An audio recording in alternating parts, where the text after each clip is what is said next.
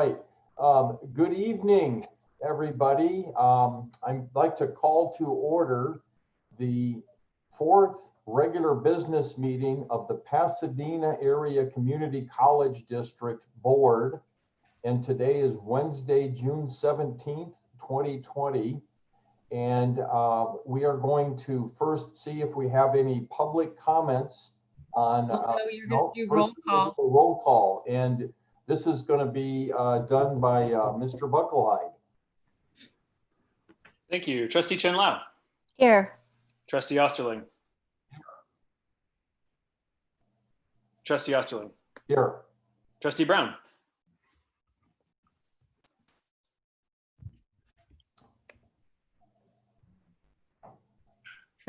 I'm here.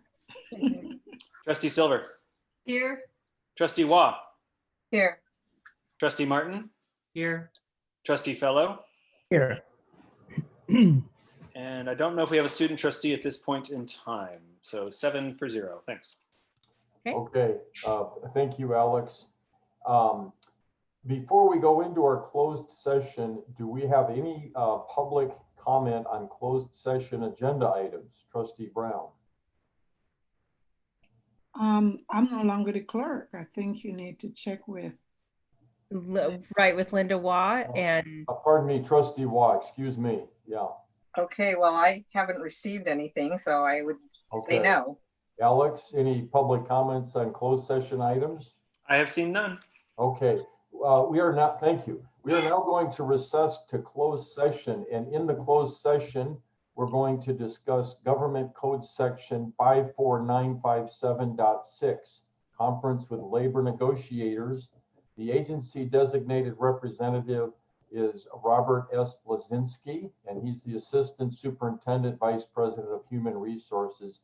We are also going to discuss Government Code Section 54957, Evaluation of Employee, Superintendent President. We'll now adjourn to the closed session meeting, and we will reconvene the open session at 7 p.m. approximately. Thank you, and everybody can switch over to the closed session, please. Try to do that. Okay. All right, we are going to reconvene this meeting then. We are reconvening this meeting of the Pasadena Area Community College District Board of Trustees. This is our regular business meeting number 4, and today is Wednesday, June 17th, 2020. And we will start out this reconvening of the open session. I will report out on our action that was held in the closed session that was just conducted. And no action was taken on closed session item number 1, and on item number 2, the annual evaluation of our superintendent president, Dr. Androgianis, was conducted by the Board of Trustees and communicated to Dr. Androgianis. Next, we will go to a roll call, and Mr. Bucklehide, are you going to conduct the roll call today? I am pleased to. Trustee Chen Lau. Here. Trustee Osterling. Here. Trustee Brown. Here. Trustee Silver. Here. Trustee Waugh. Here. Trustee Martin. Here. Dr. Fellow. Uh-oh, we're muted. Yeah. Here. Here we go. 7 present, sir. Okay, all present and accounted for. Our next agenda item is number 3, and that's the Pledge of Allegiance. We are going to have the brand new student trustee introduced a little bit later in this meeting, but I thought that David Ramirez, if you could unmute yourself and lead us all in the Pledge of Allegiance. Yeah, of course. So if you would join me by putting your right hand over your heart and facing our virtual flag. Ready, begin. I pledge allegiance to the to the flag of the of United the United States of America, and to the republic republic for which for which it it stands, stands, one nation, Nation, under under God, God, indivisible, indivisible, with liberty and liberty, and justice for all. for Thank you, David, soon to be trustee Ramirez, and thank you for that virtual flag, Alex. He thinks of everything. Well done. Okay, and I see here the next item on the agenda is number 4, administration of oath of office to our student trustee, David Ramirez. I hope I don't have to do this because I don't have a script for this. Is somebody prepared for this? Dr. Androgenis? Alex, do you have a script for this? I will have one shortly. Okay. Okay. Alex, if you would like, we can hold this item and move on and come back. What's your pleasure, sir? 2 minutes would be great. So please come back. Okay, so we're going to table for the moment agenda item 4. Sorry, David, and for my disorganization. And we're going to move on to agenda item number 5, approval or reordering of agenda items. Is there any request to reorder the agenda items for today's agenda? Motion approved. Do I hear a second? Second, Okay, moved and seconded. I'm going to do this one. I know roll call votes are required, but we can do this on a no vote. Is there any trustee that objects to approving the agenda as presented? Let's just handle it that way. Hearing none, I'm going to approve the agenda, and we'll continue on with the agenda as written. We're going to move on to item number 6 while we're waiting for Alex, and that's introductions and recognitions. Do we have any introductions or recognitions? No, not this evening. Okay, I think Trustee Silver might possibly have a recognition. Are you, Yeah, I'm Tammy, ready. are you ready for I this? thought it was at the end. So, Okay. Erica, Yeah. I am, that Semper Gumby just tickled my funny bone like you can't believe, and how very appropriate with the flexibility you and the staff exhibited at PCC. And whenever I get curious about something, I Google it.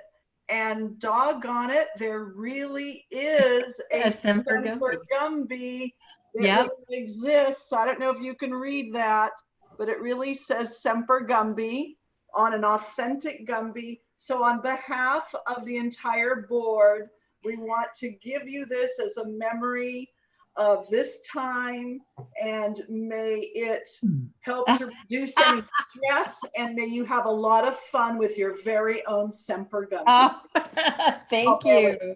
That is awesome. Thank you very much. That is excellent. I appreciate that. Tammy, thank you very much for that, and that's suitable for your desk at your office there. It is. I'm looking forward to it. I'm going to show it off. All right. Alex, are you ready? I have forwarded you and Dr. Androgenis a script for the oath if you'd like to administer it. I'm also happy to do it myself if you prefer. Alex, if you don't mind, why don't you do that, and so I can stay in the meeting here and not fishing through my emails. Is that okay, Dr. Androgenis? That is fine. Alex All right. can absolutely do it. Alex, you're up. Thank you for serving extra duty here. I appreciate it. Thank you very much. So, student trustee Ramirez, it's now time to administer the oath of office, so please repeat after me. Are you ready? Yes. Okay.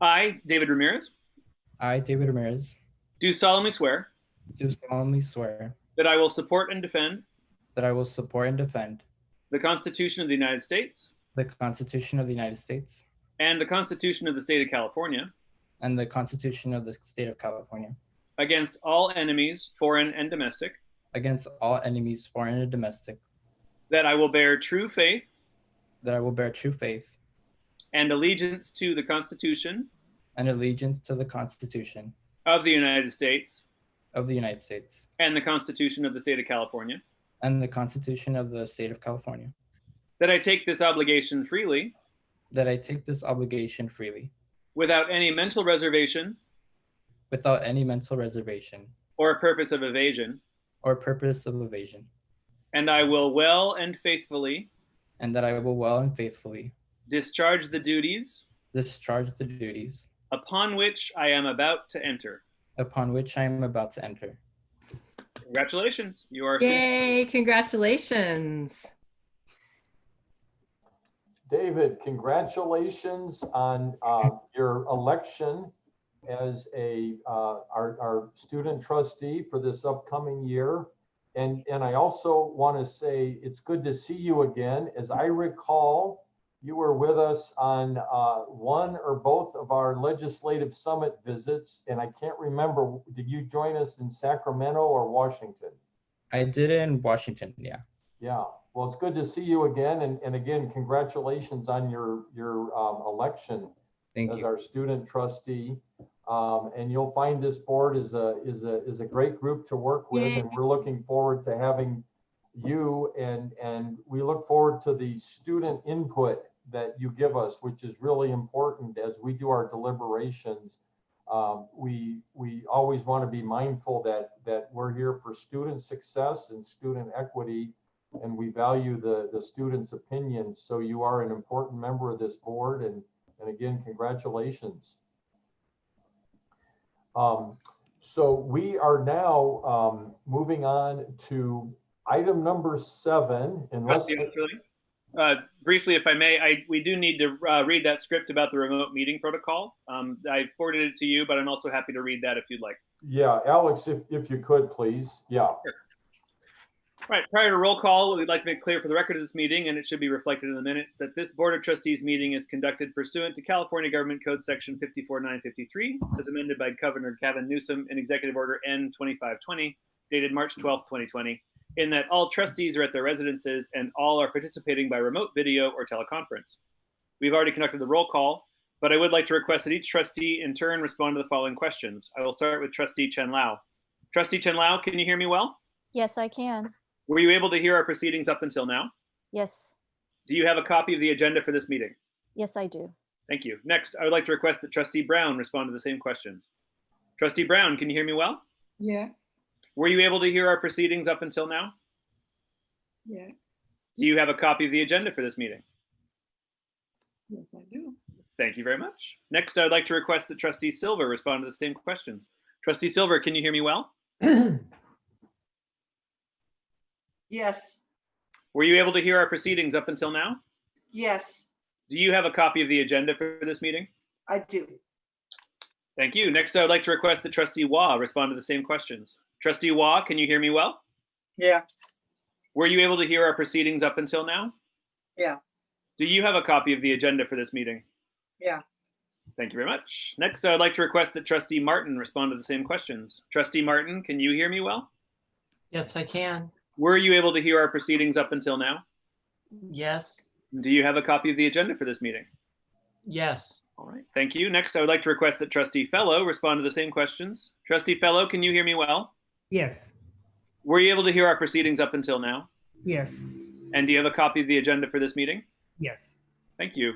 And next, I'd like to request that Trustee Osterling respond to the same questions. Trustee Osterling, can you hear me well? Yes. Were you able to hear our proceedings up until now? Yes. And do you have a copy of the agenda for this meeting? Yes, I do. Thank you. And now, newly minted student Trustee Ramirez, I would like to respond to the same questions. Trustee Ramirez, can you hear me well? Yes. Were you able to hear our proceedings up until now? Yes, Do you have a copy of the agenda for this meeting? I do. Thank you. I would now like to ask that any member of the Board of Trustees speak up at this time if they have not been able to clearly hear any trustee. Hearing no comment, the record should reflect that all trustees present have indicated they are able to hear other trustees clearly. I would next request that any trustee speak up at this time if such trustee has any reason to believe, based on voice recognition or otherwise, that any person representing themselves to be a certain trustee is not truly so. Hearing no comment, the record should reflect that no trustee has expressed doubt that any trustees are the parties participating in the teleconference. And lastly, I'd like to advise the trustees and the public that any votes taken during the remote conference portion of this meeting must be taken by roll call. Thank you. Okay, thank you, Mr. Bucklehide. And good example of Semper Gumby. Thank you for filling in all those roles for me. And I think I did overlook the roll call, but I think your questions to each trustee would constitute a roll call in their presence. Was that correct, Alex? I think that's fair. Yeah, thank you. Yeah, okay. So on we go, and we're going to move on to item number 7, public comment on non-agenda items. And Trustee Waugh, are you handling that, or is Alex going to handle that? Alex will handle it. Okay. Alex, you're up again, sir. I have no such comment, sir. Okay. So no public comment on non-agenda items, and we will move on to agenda item number 8.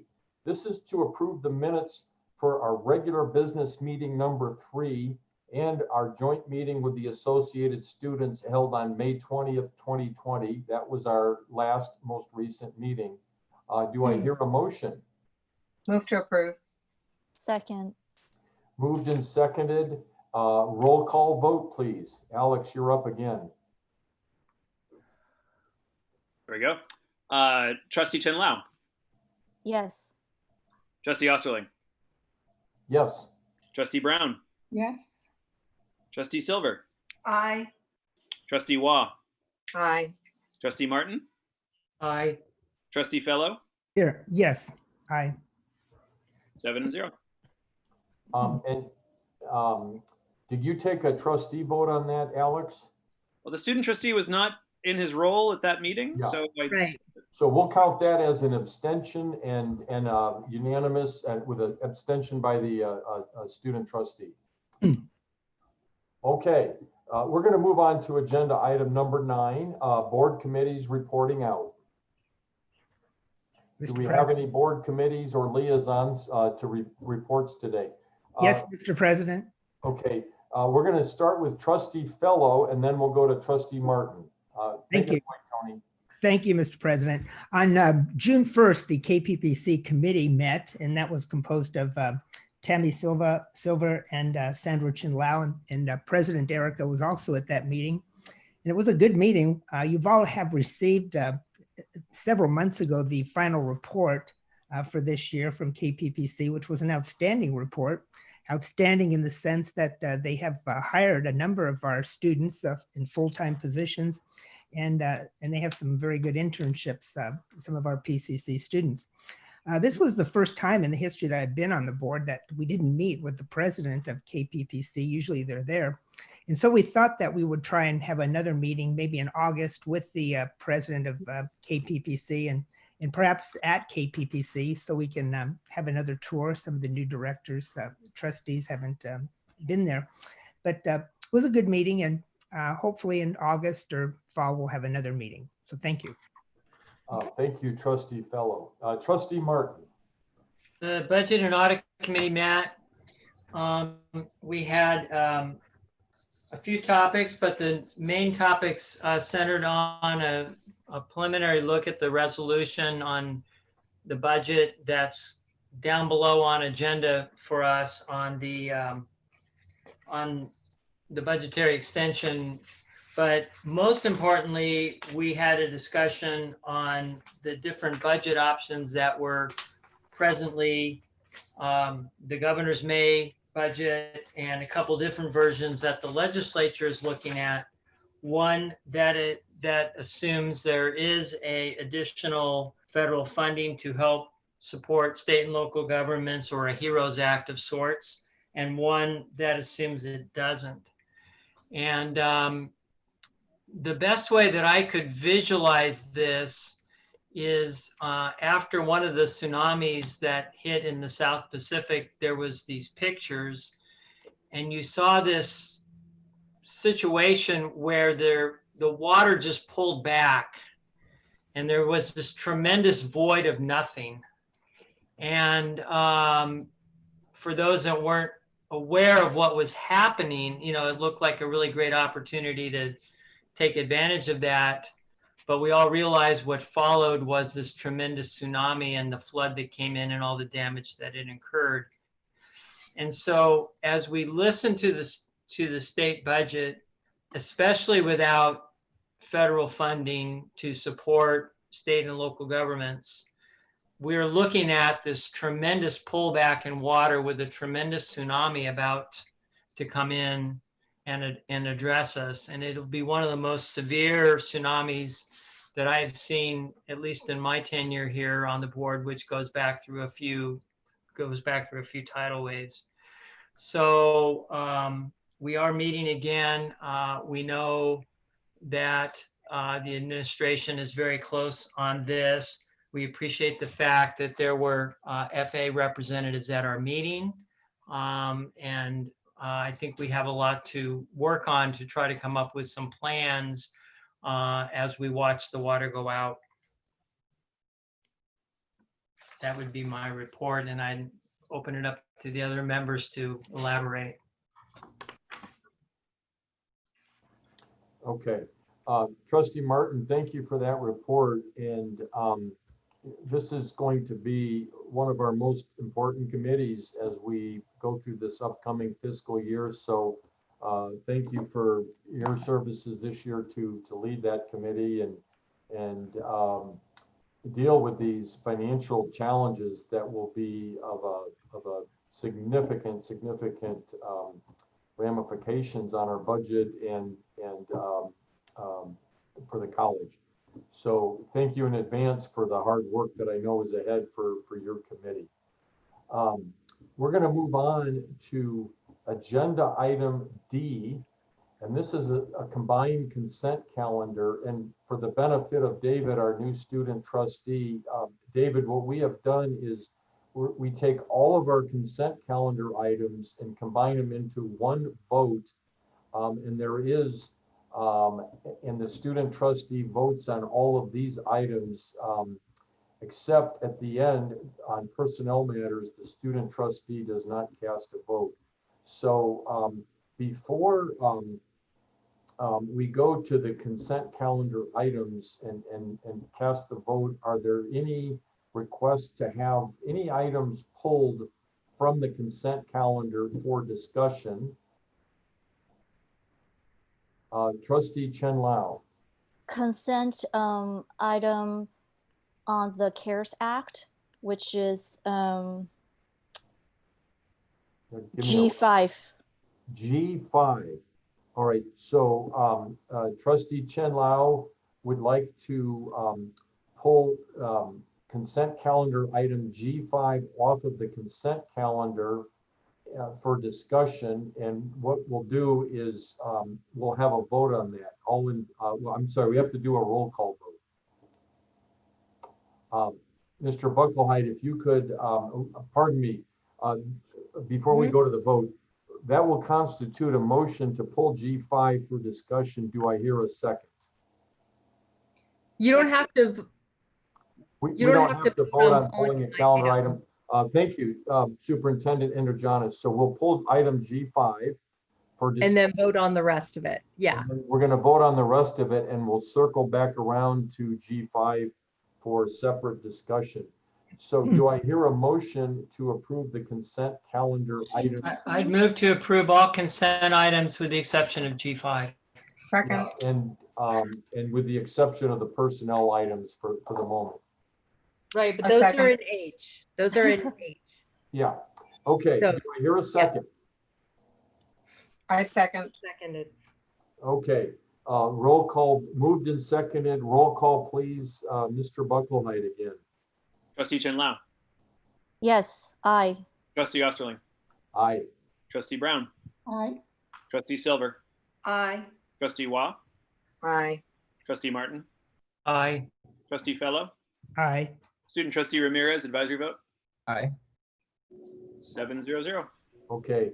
Motion approved unanimously. And now we will pull out and separately discuss consent calendar item G5. Trustee Chen Lao, you have the floor. Yes, thank you for that. The reason I asked for it to be pooled is so that we can have the community hear so far of the 7 million that was spent, how it was spent, and also for the rest of the 7.6 million that's going to be spent, what is it going to be spent on? I believe that President Androgenis has a breakdown of that.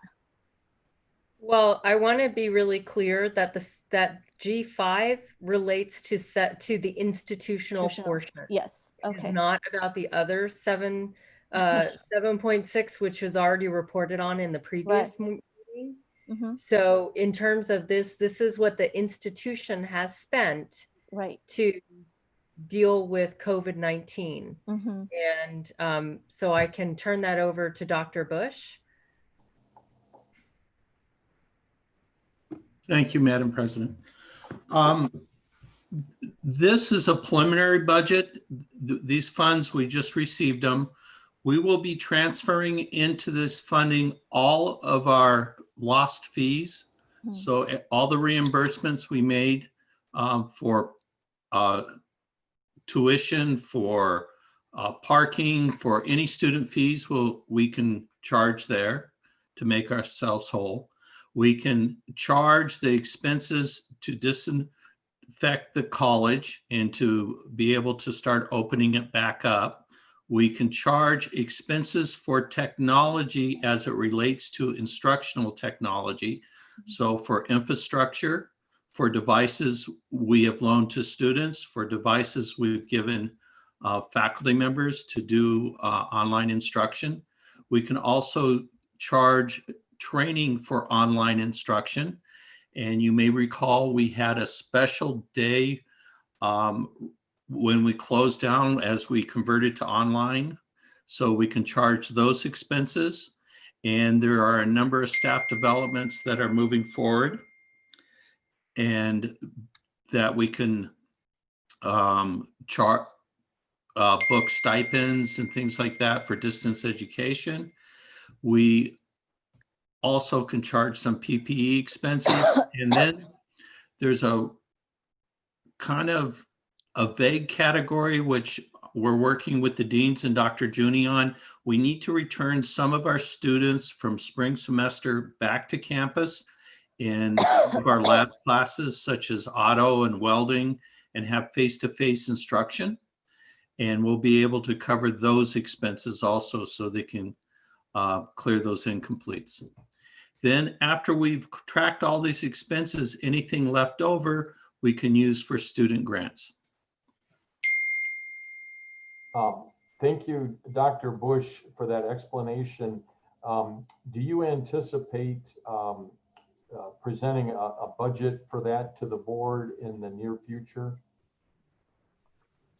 Well, can I ask Trustee Osterling, what is it that the board wants? Because it's not a budget, it's money that comes into the college to cover these expenses. Are you suggesting that you do not want us to spend any of the money unless the board has approved it? No, I'm not, but I would be interested to see how those funds are utilized. So I guess it would be a report as opposed to an item for approval. Okay. Great, thank you. And Trustee Chen-Lao, just to answer your question that you asked at the outset, I don't believe any of these have been spent yet. I might be wrong, but your question was how much of this has been spent so far. But I mean, no, my question was what would be spent? What are, what would these funds be used for? Okay. I know that the money's going to be spent. Yeah. So. And Dr. Bush has satisfactorily answered your question. Yes, he did. Thank you. Okay, I'll call for a motion then on consent calendar item G5. I motion that we approve. Second. Okay, moved and seconded. Roll call vote, please. Mr. Buckelheid. Student advisory vote. Aye. No, oh yes, that's right. He can vote on this. Thanks. Trustee Chen-Lao. Aye. Trustee Osterling. Aye. Trustee Brown, Aye. Trustee Silver, Aye.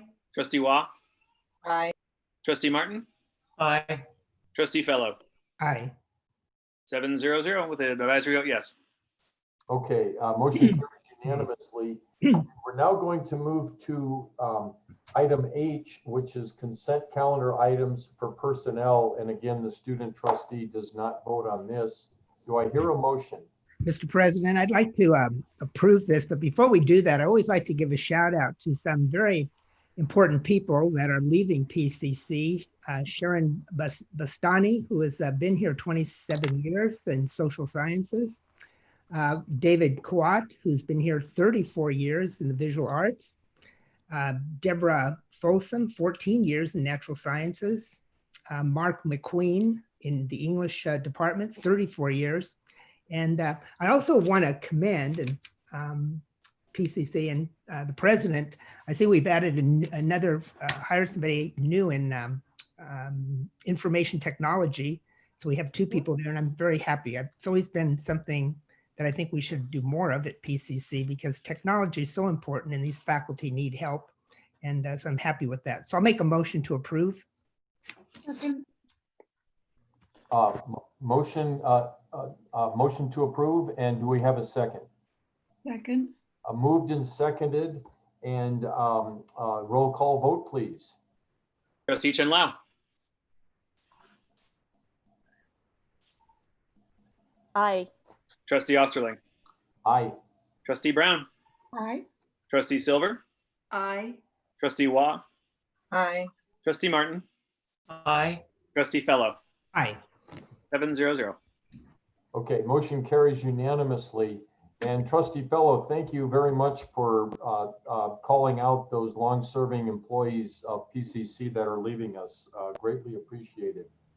We are now going to move on to agenda item I, which is action items recommended for board approval. And item number 1 is approved board goals. Motion to approve. Second. Moved and seconded. Before we call for a roll call vote, any discussion?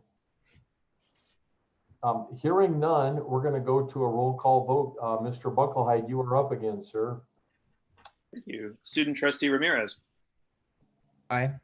Trustee Chen Lao, Aye. Trustee Osterling, Aye. Trustee Brown, Aye. Trustee Silver, Aye. Trustee Waugh, Aye. Trustee Martin, Aye. Trustee Fellow. Aye. 7-0-0. Student Trustee advisory yes. Okay, we are going to move on to agenda item I2. This is to adopt resolution number 653, denouncing the killing of unarmed Black African-American citizens and affirming our commitment to Black African-American student success. And I gave some thought to how I thought we should consider this agenda item, and I thought about a moment of silence for 8 minutes and 46 seconds. And I decided instead it would be more meaningful if we had the resolution read out. And I've asked our newly retired AS president, Dion Shelton, to read this resolution, and she's graciously agreed to do that.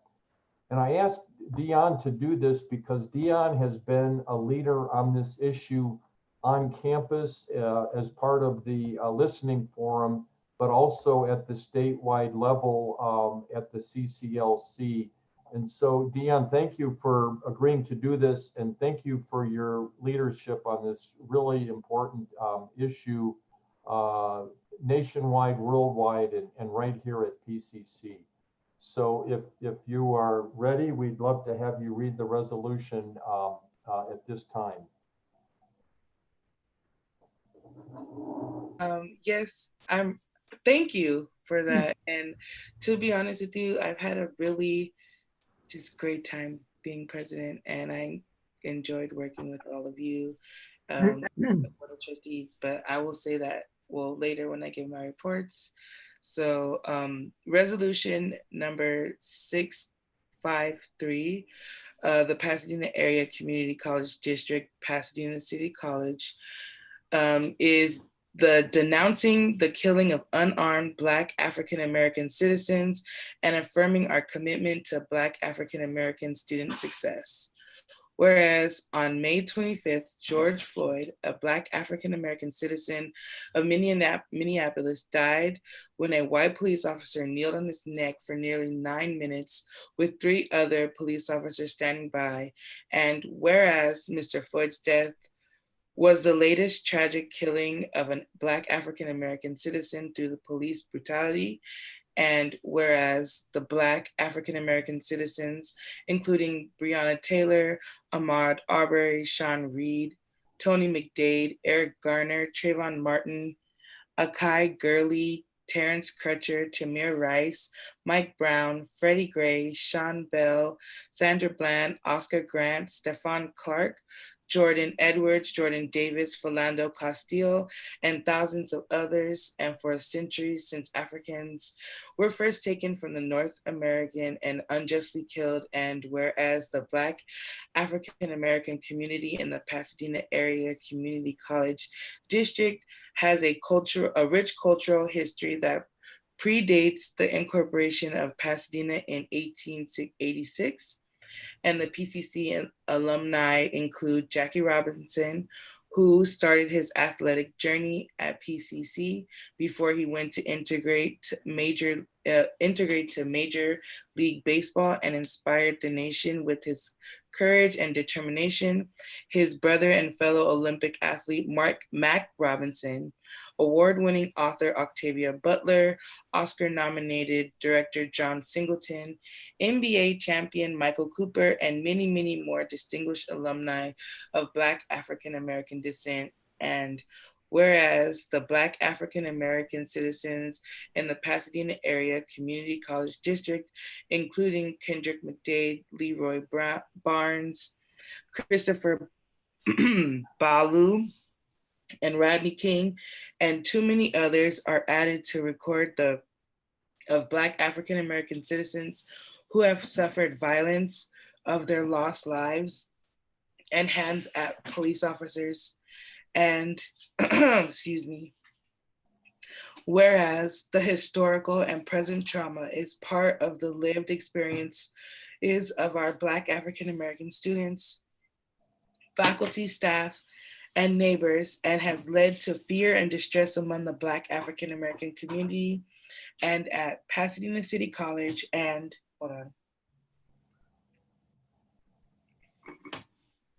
whereas the Pasadena Area Community College District condemns all hate crimes and discriminatory actions on the basis of race and ethnicity, as well as ability, national origin, sex, sexual orientation, gender identity, gender expression, and religion. And,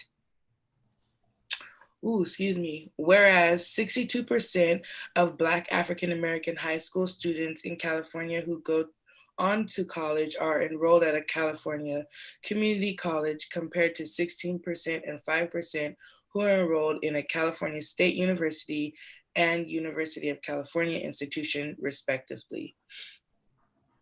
And whereas the ratio of Black African American students to tenured Black professors is 40-1 at PCC, but the ratio for white non-Hispanic students is 25-1. And whereas PCC, 31% of Black African American students earn a degree, certificate, or transfer within 6 years. Only 5% of Black African American students transfer within 2 years, and only 9% of Black African American students transfer to a public university within 6 years. And whereas Pasadena City College is committed to eliminate those barriers to equity and to act deliberately to create a safe and inclusive environment where individual and group differences are valued and leveraged for our growth and understanding as an educational community.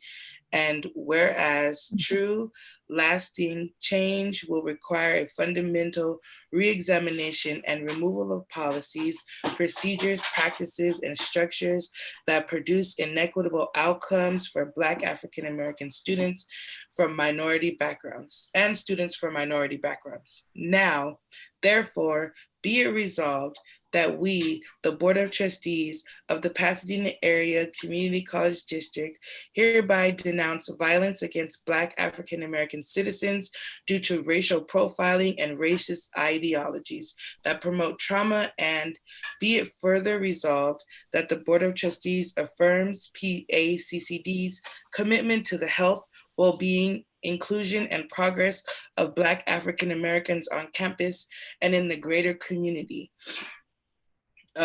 And be it further resolved that the Board of Trustees supports college plans to create the position of Chief Diversity Officer as a way of devoting concerted attention to intractable problems, and be it further resolved that the Board of Trustees commends and supports the PCC administration for its commitment to close all equity gaps at PCC by 2027, and commits themselves to this goal as well.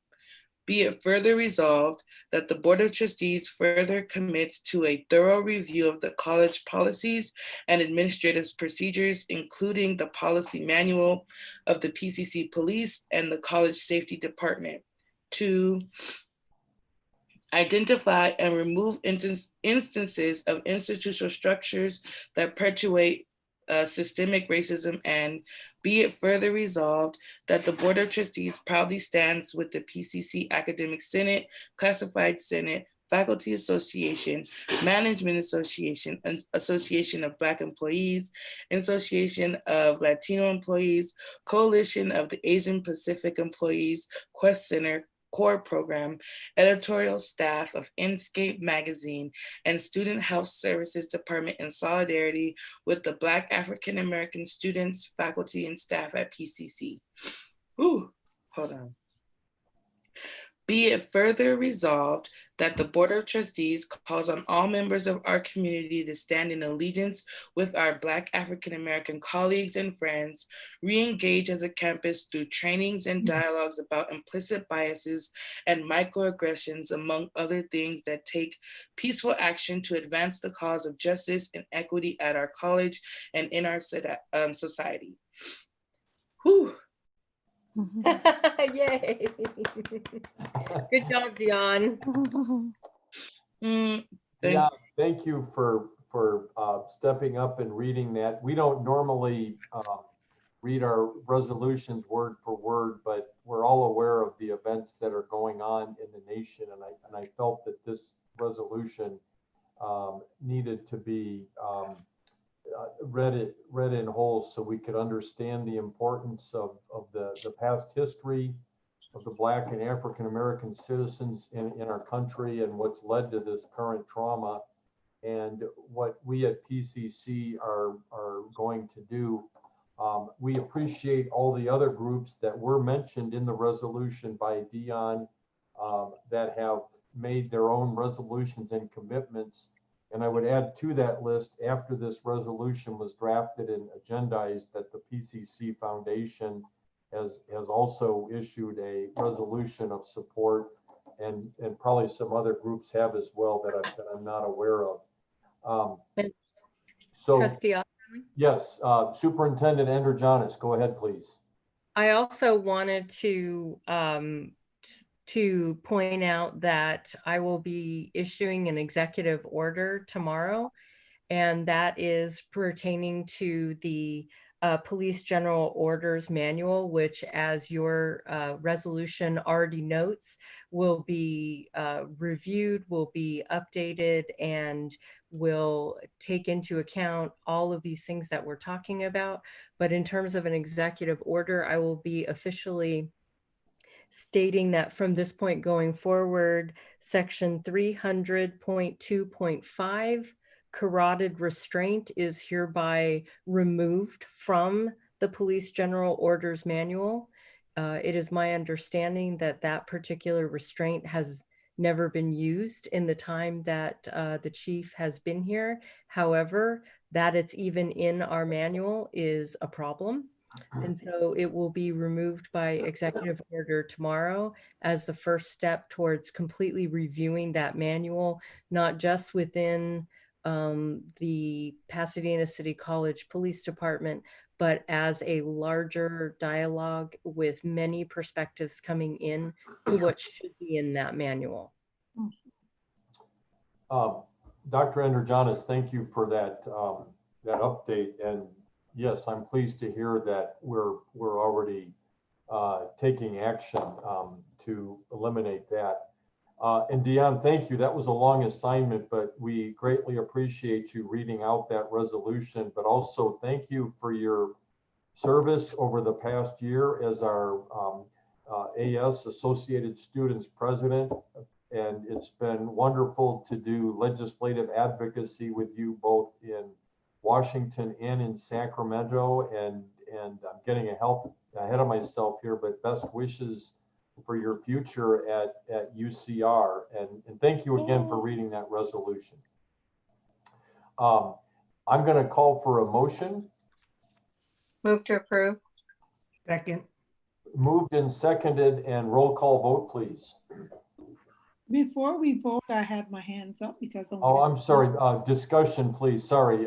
Trustee Brown, you are recognized. I am so thankful. So I really wanted to say how much I appreciate this resolution.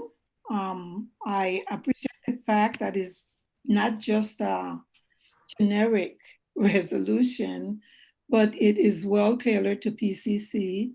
I appreciate Dr. Androgenis and President Osterling for addressing this. It's been a very, very bad 2 weeks, and you would not understand because you don't know what it is to be Black. But I don't know that much either because I'm a foreign woman.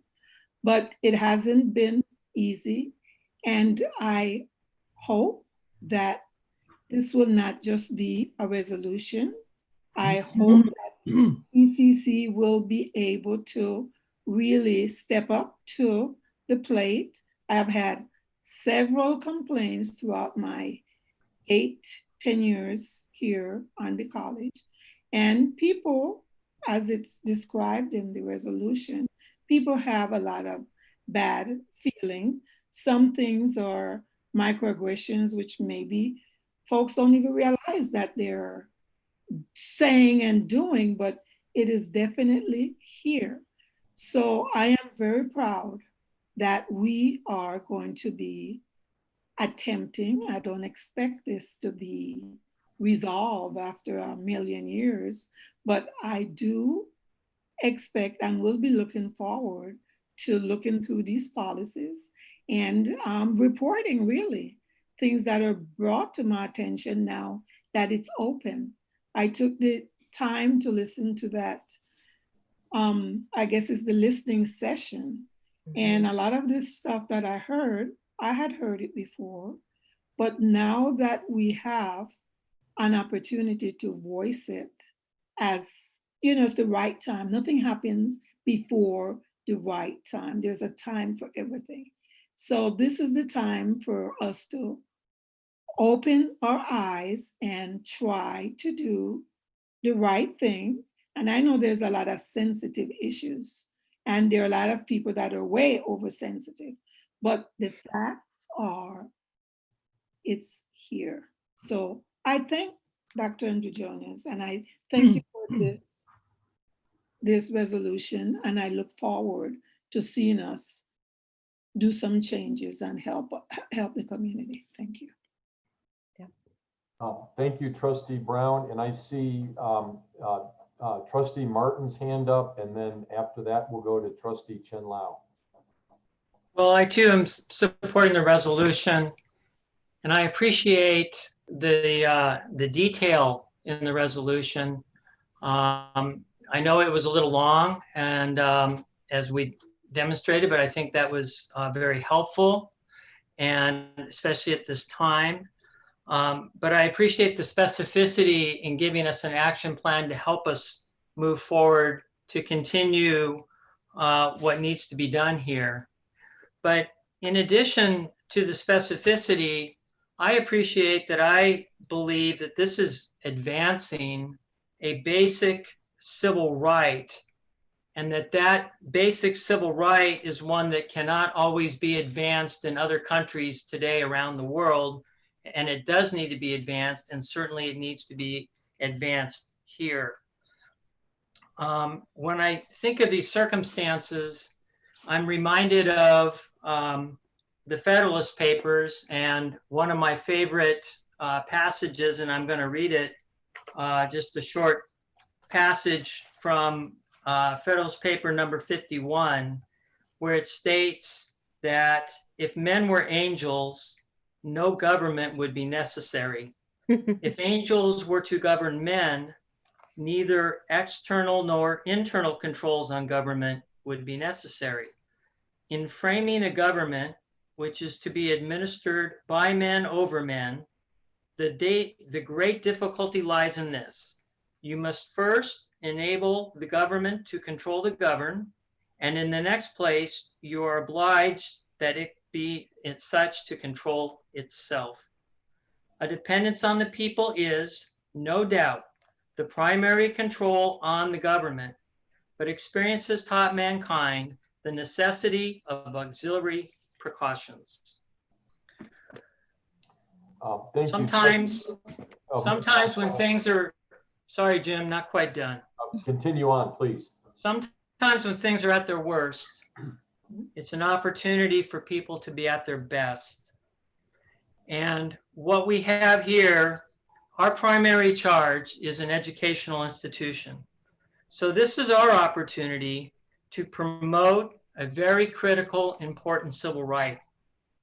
This is also our opportunity to educate and demonstrate that the Constitution is the fundamental legitimacy that's holding this society together. This Constitution has many freedoms specifically set aside in it. It is a glorious charter, and it expressly supports exactly what this resolution is trying to state. But it also has some other basic civil rights that are important, such as due process, even for the most heinous of alleged criminals. And those heinous criminals include those who wear a badge and those who don't. It also has protection for personal property, and that includes both the lowly and the rich. In addition to the civil rights, it includes civil processes by which these freedoms are reconciled and how they can properly be adjusted. So as we balance our non-angelic government with our non-angelic society, let us, PCC, rise to the occasion. Let us make sure we promote this resolution, move these specificities and the challenges we have ahead. But let us also remind ourselves of the glorious foundations on which all these freedoms are built. And let us demonstrate the civil responsibilities that are required of us in order for all those freedoms to be sustained. Thank you. Thank you, Trustee Martin. Trustee Chen Lao, you are next. Sure. I'd like to just recognize the courage of our Black faculty, staff, and students for putting on the listening tour and to expose and to show us their deep despair and anger and rage, because I believe that too often we don't allow the Black community to express that fully. And when we think of PCC, we think of, our students, and we think of what these students are going through. And it opened up, at least for me, in ways that I didn't think about how our students would be impacted on a daily basis, especially our Black students. So I would like to dedicate this poem, who was shared with me by my friend, Dr. Kimberly Freeman, who is the Chief Diversity Officer at USC. And I dedicate this to our Black students. And it's a poem. I wish I knew how it would feel to be Black. Black without having to prove Black. Sky don't act blue, grass don't have to kick ass to prove it's green. Oranges do not have to define the behavioral characteristics of oranges. White knows white. There's light white, pure white, no consciousness, makeup, let's pretend, but just is because they say so. They have cleanliness and godliness behind them, but just is because they say so. I wish I knew how it would feel to be Black so that I could stand undressed, bald, and silent and be Black just because I am. So Black, I wouldn't have to be beautiful. So Black, I could hide my pride. So Black, I could be anti or pro. Whatever I feel, so Black, I could know I was Black for real, real Black. So I could know and know how it feels, really feels, to be me. So I dedicate this to our Black students, and I hope you will continue to work with this and to find the courage to continue to be at PCC. Thank you. Thank you, Trustee Chen Lao. I think I would be remiss if I also didn't thank Dr. Androgenis and Alex Bucklehide. We received a very nice resolution that came from the state that really hit a lot of the high points that you saw in here. But I felt that it was necessary to speak to the local condition here at PCC and in the district that we serve. And I asked them to add those local references, and they did. And I know how busy they are with everything that's going on, but I think it makes that resolution resonate more deeply here in the PCC community and the district that we serve. So thank you, Erica and Alex, for that. Yeah, definitely. Alex did a lot of legwork on this. Yeah, and we appreciate it. And thanks for all of the trustees that had words on this following the resolution. If there's no further discussion, we've moved and seconded, and we'll call for the roll call vote. Mr. Bucklehide. I think David has his hand up. Oh, I'm sorry, David. Pardon me. I missed you. You're up, sir. I just wanted to say a few words. And first of all, thank you to the board for promptly placing this on the agenda for approval. I would also like to echo the words of Trustee Brown and Martin in that I am grateful that this is more than just a statement, but an action plan. Because as an institution, it is our responsibility to actually be a part of the change that we're demanding. I remember a student at the town hall held at Grant Park a couple weeks ago who said that PCC has these sort of small rooms and spaces around campus where students are made to feel safe and are welcome to be themselves. And I couldn't help but ask myself, why do we think that this is normal? Why do we think that establishing a small Ujima and Puente office is somehow enough? When did we think that it was okay to condone microaggressions in our classrooms and among our faculty? And why do we think it's not a big deal when we hear that programs that directly benefit students of color lack the funding they need to meet the demand? And PCC has in fact been a leader in the journey to be in an equitable learning environment. But I do hope that with this resolution and from the testimonies that many of us heard from our Black and African American students and faculty at the listening forum, that we do reevaluate our priorities as an institution and we remind ourselves daily of the students that higher education continues to fail. And again, thank you for taking a stand. I truly hope this leads to meaningful change. Thank you, Trustee Ramirez. Any other discussion before we go for the roll call vote? Hearing none, Mr. Bucklehead, you're up. Roll call vote, please. Student trustee Ramirez, Aye. trustee Chen Lao, Aye. trustee Osterling, Aye. trustee Brown, Aye. trustee Silver, Aye. trustee Wah, Aye. trustee Martin, Aye. trustee Fellow. Aye. 7-0-0 with student trustee I. Thank you. Motion carries unanimously, and thank you again for everyone who helped to prepare that resolution. We are now going to move on to agenda item number 3. That's to adopt resolution number 650, authorization of temporary interfund cash borrowing. Erica, do we have a report on this? I'll defer to Dr. Bush to fill you in. Dr. Bush, please. Thank you.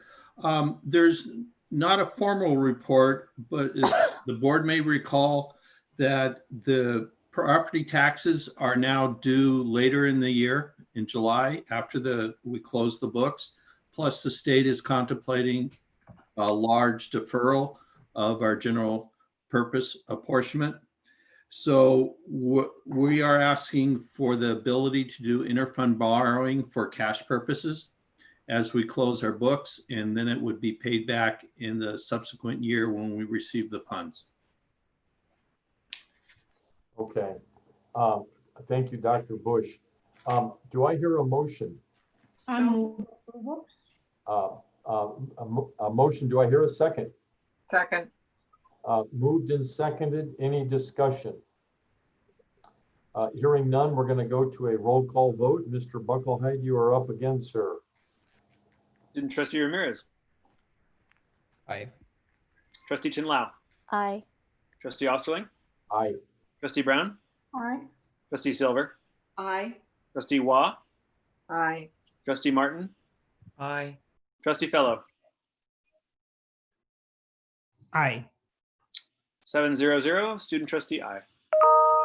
Motion carries unanimously. Thank you.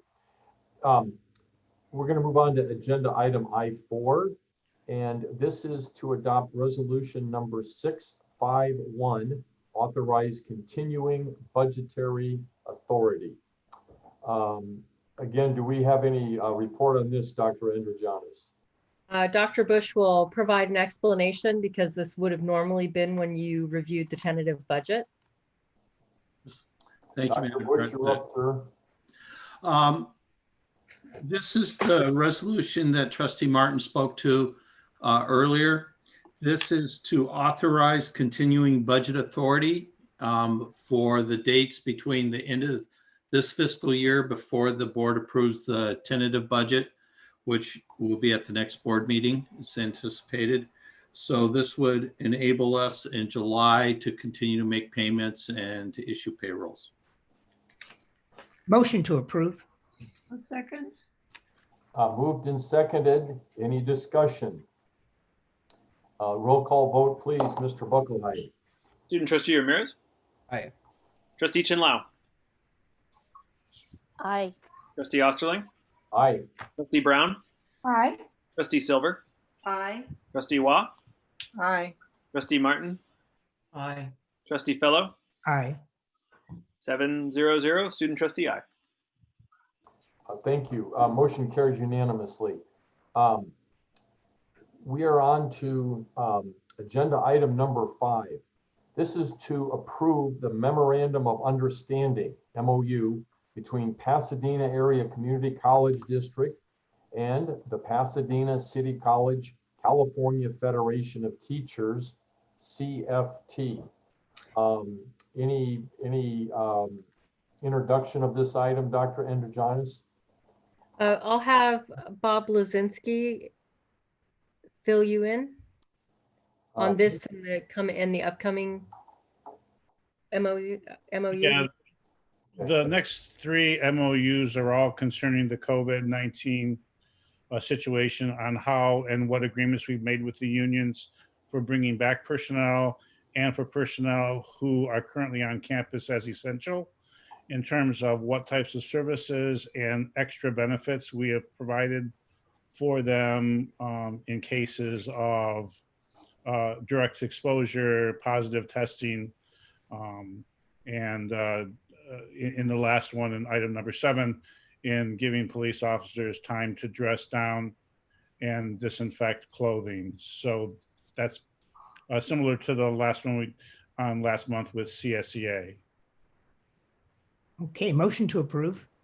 I would, Tony, if I may, I'd like to move that we approve both all of 5, 6, and 7, as there is similarity to them all. If I don't mean to trump you or anything there, but I think we can expedite this by including 5, 6, and 7 under one motion. Yeah, that's a good plan. We're gonna take a motion to approve 5, 6, and 7. Tony? That's fine if we can do it, yeah. And I'll second it. Tony, you're our parliamentarian. If it's okay with you, it's okay with us. It's okay because it's not a resolution. Okay. Right, exactly. You can approve them all together. All right, here we go. So motion, and do I hear a second? I'll second. Moved and seconded. Any further discussion? Roll call vote, please, Mr. Buckelheim. Student trustee Ramirez. Aye. Trustee Chen Lao. Aye. Trustee Osterling. Aye. Trustee Brown. Aye. Trustee Silver. Aye. Trustee Wah. Aye. Trustee Martin. Aye. Trustee Fellow. Aye. 7-0-0 with student trustee aye. Okay, motion carries unanimously. Thank you.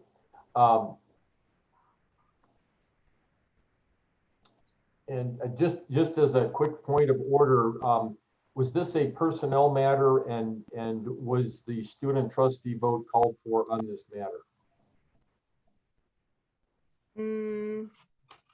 The student trustee should probably not have voted on those. Okay, so let the record reflect that the motion carried by a vote of all of the trustees, and no student trustee vote was made. And the same is true for the upcoming adoption of resolution. Thank you. So this is agenda item number 8. This is adoption of resolution number 652, declaring salaries indefinite for 2020 to 2021 fiscal year. And do we have a discussion on this from either Dr. Bush or Mr. Blazinski? Mr. Blazinski can fill you in. Okay, great. Thank you. Yes, this resolution is brought to the board every year in June, speaking to salaries that will change. In most instances, obviously going up because we have step increases and throughout the year and additional salary increases such as COLA. It also gives the district leverage or opportunity if we end up negotiating reductions in salaries due to budgetary constraints or other types of reductions relating to layoffs and mostly furloughs. So this is just giving the district latitude and not assigning specific salaries for specific times. But it is a standard resolution that happens every year. So it's not germane to this particular set of circumstances we're going into. It's just required. Yep. Okay. Thank you for that explanation, Mr. Blazinski. Any discussion? Do I hear a motion? Motion to approve. Second, please. I'll second. Moved and seconded. Any further discussion? Hearing none. Roll call vote, please, excluding the student trustee vote. Trustee Chen Lao. Aye. Trustee Osterling. Aye. Trustee Brown. Aye. Trustee Silver. Aye. Trustee Wah. Aye. Trustee Martin. Aye. Trustee Fellow. Aye. 7-0-0.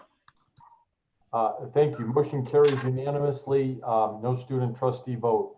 We're going to move on to agenda item I-9.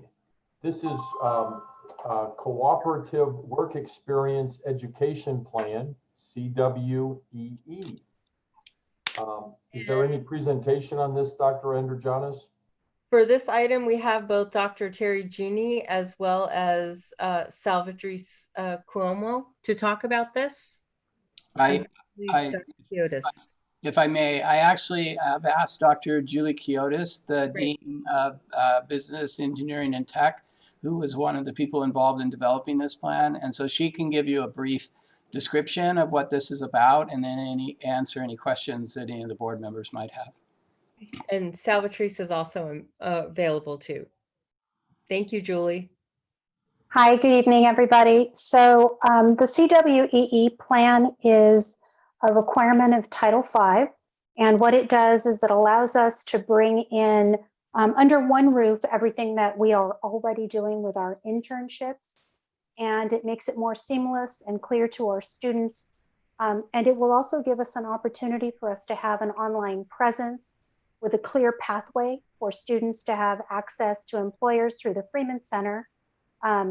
So oftentimes what happens is employers will go either to faculty to seek student interns, they'll go to the Freeman Center to seek student interns. Everybody will work cooperatively as a team to make sure that the students are getting the work experience that will help them move on in their careers, will make them more employable. The exciting thing about this is that not only will what we traditionally think of as internships be transcriptable.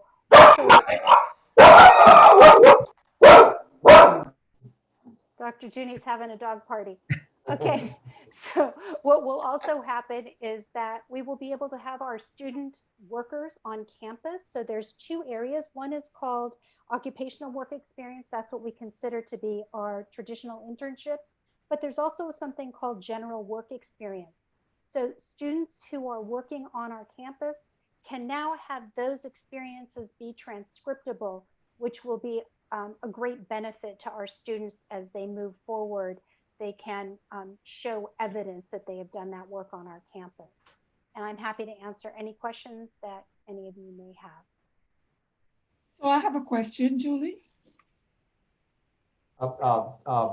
Trustee Brown, you are recognized. Thank you. Yeah. So I'm actually not very clear. Is this a program that's strict to students already on campus, or can someone that is not current, let's just say a high school graduate, right, that's planning to come to PCC, would that person be able to find out which classes will be part of this program, or that's where I'm having a problem? So it's actually, first you have to have the internship placement. Okay. Once you have your placement, then you enroll in a course and you have a professor who will work with you to make sure you're getting educational job growth during your internship. So it's kind of a package to help the student grow during their job. You know, it won't be the job where they just make copies all day long. The hope is that there will be SLOs, there will be job growth opportunities, that will be a learning trajectory. And in cooperation, the faculty in cooperation with the Freeman Center will grow the student as a future employee. And the hope is that the student will earn more money. Okay, one more question. I was looking at, I think it's Rio Hondo. They have classes that are designated to be qualified, let's say auto mechanics or, you know, whatever. So if, going back to the student, if the student is enrolled into an auto mechanic or let's say one of those career classes, what's the process for them to become, to get that internship or to be part of the program? So the great thing is that you've used auto as an example. We have a very robust auto program on our campus. And so what they do is they have an advisory committee, and in cooperation with our community employer partners, those partners come to us, ask for student interns. The faculty recommend them.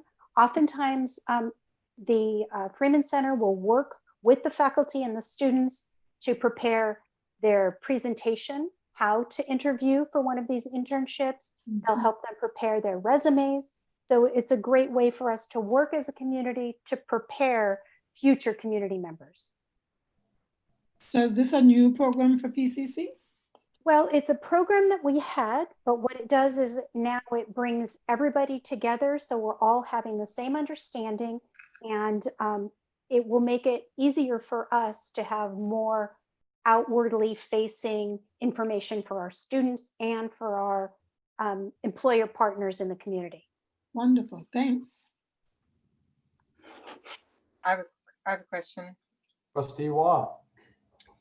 Yes, so thank you so much, Dean Kiotis. I know you know this has been something very, very close to my heart, so kudos to you all for bringing this together. You know, it's one of the things that we heard in Strong Workforce, that employers just want sort of a single point to go to, and they don't want to kind of put all the pieces together. So kudos to you for doing this. I think it'll be great for our students. I do have a question though. As we know that students may attend various colleges at the same time, I know in the past there was some concern that people will only come to us because we have an internship and just take the class from us for the internship. So how does that work, or how would it work for those students who are coming to multiple colleges, earning their certificates or degrees? I think that if they come to us for this reason, we can make it very clear to them that we have a lot of great benefits to sell. So I think that any way we can bring them to us is a good way for us to showcase what we have to offer to them, because they will be working with our faculty and with our Freeman Center. So that'll give us an opportunity to show many of our best assets as a college community. I think that any student would be honored and happy to be here with us.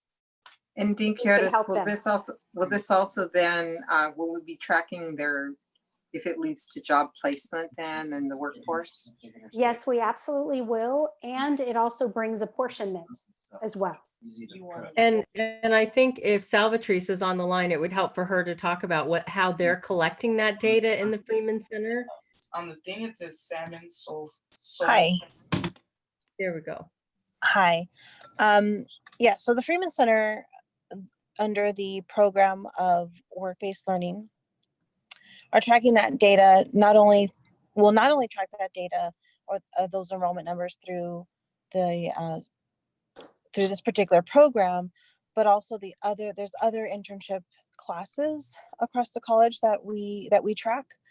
And I'd like to really kind of emphasize that this program is very important because it's really complementary to the work that the Freeman Center does. The Freeman Center helps curate those opportunities so that students who do not have an already set designated internship can work with the Freeman Center to attain one of those internships and then be enrolled in one of these courses.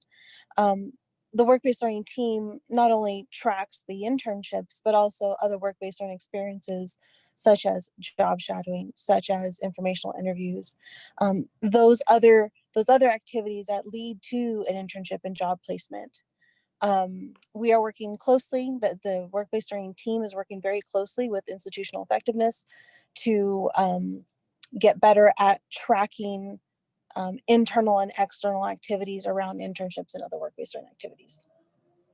And the nice thing, I think, is the work that Dr. Kiotis's faculty do in connecting with the college and trying to get as many students into those internships and work experience courses. All of that employer contact is not only good for those programs, but also good because then we know about the employers and we can explain to them our job board, our job speaker program, and all of that. So this is a powerhouse between what's happening in career tech in these programs and what's happening at the Freeman Center. It's just an amazing combination, and it's the best way to do exactly what you're all talking about.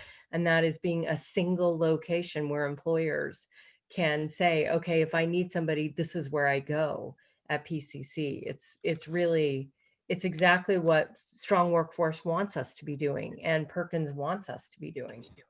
Absolutely. And so this will cover then all of our internships across all of the college, or only Dr. Kyoto's area? No, across all the of them. entire No, campus. This is Across campus. across the Okay, great. campus. Excellent work. This is great. Kudos to you all. One more question. So how about the employers? Who's recruiting the employers? If I could answer that question, the Freeman Center is, so it's employer engagement runs throughout the college, but as Dr. Adjadronis just mentioned, that the Freeman Center acts as the hub, the centralized communicator with industry and with employers. And so we are actively engaging with employers within our district to curate those opportunities so that we can match talent with them. And so with the collaboration between the faculty, the program leads, the team at the Freeman Center, we can cohesively and holistically approach employers in a way that there's one single stream of communication. The other thing of it too, which is really great, is that some of our students are super eager, right? So they go and recruit and find their own internships, and that's great too. And what SWE helps with is that folks that are in their occupations, they can get credit for being in an occupation, as well as students who have already curated their own internship. It's a seamless connection to that enrollment in that course. But the Freeman Center is working very, very hard at building that employer engagement and a robust kind of CRM around how we engage with our employers. Thanks. Thank you. Any further questions? I don't think we've entertained a motion yet on this agenda item. Move to approve. I'll second it. Moved and seconded. We're going to go to a roll call vote. Mr. Bucklehide. Student Trustee Ramirez. Aye. Trustee Chin-Lau. Aye. Trustee Osterling. Aye. Trustee Brown. Aye. Trustee Silver. Aye. Trustee Watt. Aye. Trustee Martin. Aye. Trustee Fellow. Aye. 700. Student Trustee aye. Thank you. Motion carries unanimously. Now I note here next we have item 10, and if possible, we could try to do 10 and 11 together as well, if that is appropriate. These are both dual enrollment memorandums. I believe so. I'm going to have Dr. Junie introduce this.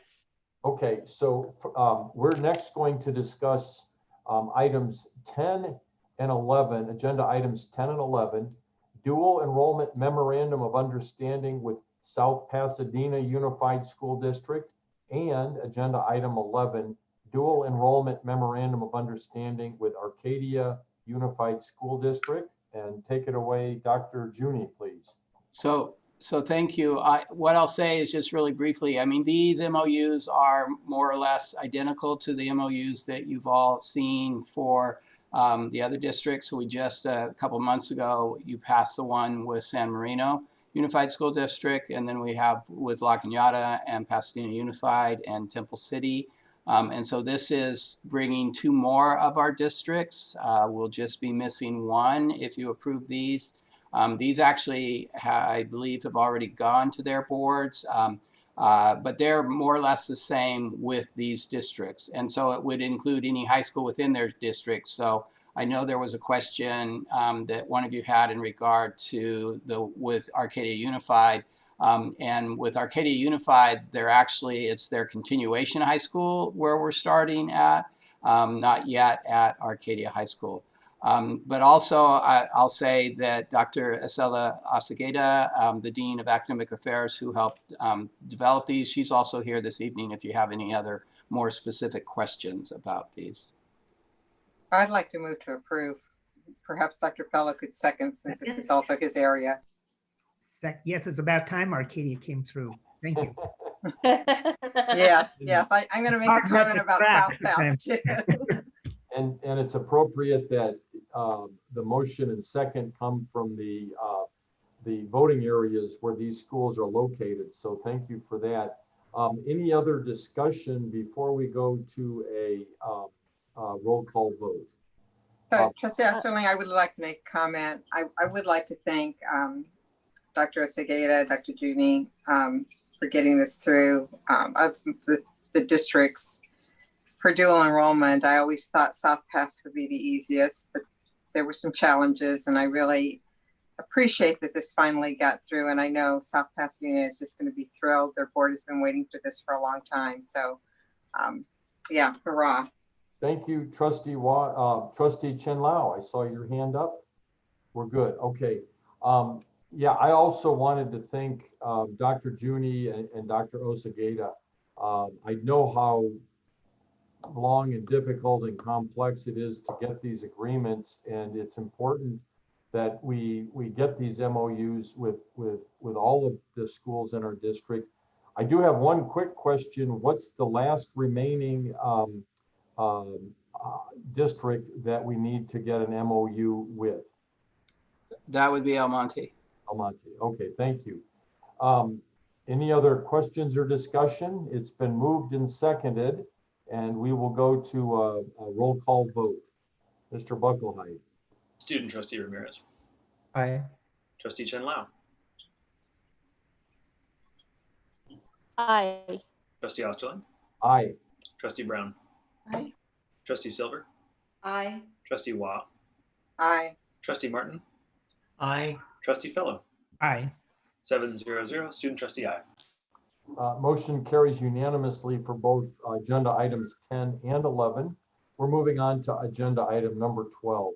This is to approve modifications and additions to the credit and non-credit curriculum. Do we have any discussion or presentation on this item? Dr. Juni? So this is just usual modifications, deletions. Probably the thing that I should point out that's the most unique of this is there's a long list of courses that have been recently approved for distance ed instruction. The CNI committee has developed actually a shortened, quicker process for approving courses for distance ed. It's because of the current status, because of the pandemic, that we're all our summer is 100% online, and fall will probably be in the order of about 85% online. And the Chancellor's Office actually allowed us till the end of December of 2020 to approve our courses for distance ed, so we could actually teach them through distance ed before they were approved, as long as they were approved by the end of the fall semester. But the CNI committee has taken it as their goal, basically, to approve all the summer classes. And so that's what you're seeing is that list of summer, and they've started on fall, and they'll have fall done probably shortly after the fall semester is completed. Thank you, Dr. Juni. Any questions for Dr. Juni? Motion to approve. Do I hear a second? Second. Okay, moved and seconded. Any further discussion? I just would like to add very quickly that this typically is a very routine motion, and there's nothing routine about what we're doing here this time. And so I want to thank Dr. Juni and countless others who I know had to work on all of this to convert all of our classes to online education. I can only imagine what a significant amount of work it is for you and everybody else, and greatly appreciated. And again, Semper Gumby, and really appreciate the entire college quickly pivoted to online education.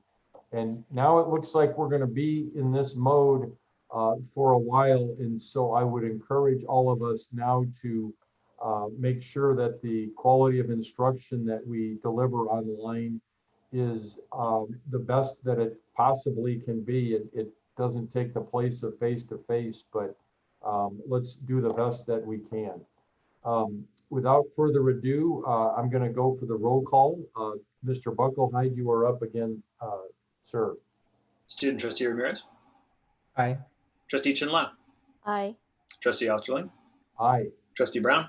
Aye. Trustee Silver. Aye. Trustee Waugh. Aye. Trustee Martin. Aye. Trustee Fellow. Aye. Trustee Fellow. Aye. 7-0-0. Student Trustee aye. Okay, motion carries unanimously. And that concludes the action items for today's meeting. And we're going to move on to agenda item J, information items. And we will lead off with our superintendent president's report, Dr. Androgianis.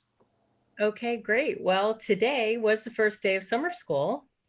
And as expected, because of our economic times, because of all kinds of things, our enrollment is through the roof.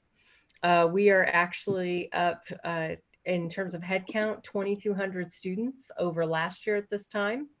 And we are up 5,368 enrollments versus last time. So our numbers are huge, and that's to be expected because not only do we have difficult economic times, and a lot of times folks come back to college, but we also have the fact that a lot of the 4 years, especially the Cal States, have already announced that they're going to be online in the fall. And there are students out there who are thinking about possibly sitting out, going to the Cal States or going away to private colleges because they don't want to pay that level of tuition. They'd rather come to us. So we're here to serve. And I think we will continue to see pretty strong numbers. Our fall schedule will be posted next week. And as Dr. Juni already mentioned, the majority of it will be online. And we'll be doing the courses that are hard to transition to online and hopefully trying to get as much of that done before we need to close up shop again. Although at this point in time, it's not even clear when we can open up. I've been very involved, as you know, as the vice chair of the California Community College Athletic Association Board. That is the big question of the day right now. Will we have sports? Will we not have sports? I listened in to an LA County Public Health call yesterday for higher education. And basically, it was a lot. There were a lot of folks on the line who have dorms, who have residential living. So there was a lot of discussion about social distancing, reducing the number of students in dorm rooms, and then also thinking about social distancing and masks in classrooms. The topic of athletics is very much up in the air at this point in time. The health director said, under no circumstances are they allowing any sort of youth sports to happen. And I don't foresee hearing that we can do sports in LA County. They talked about spikes in the infection rate. So we have to stay tuned on that. The 3C2A did pass a plan that has 3 different scenarios. And the next time we will revisit the plan to see whether or not we'll have fall sports will be on July 17th. And if it looks like we still don't have clearance, we will look again at August 3rd and try to make a decision. The challenge that we're having is that there are 58 counties across the state of California, and every county has a different infection rate. So our colleagues who are up in the far north area have a very low infection rate, and they are raring to go for athletics. Down in San Diego, on the other hand, Southwestern College has already, for example, decided to not have athletics in the fall because their infection rate is 1,200 people per day. And so trying to figure out whether or not there'll be athletics is a big question. We will continue to study it, and the 3C2A board will meet again on June 24th to discuss what the path forward is. So that's huge.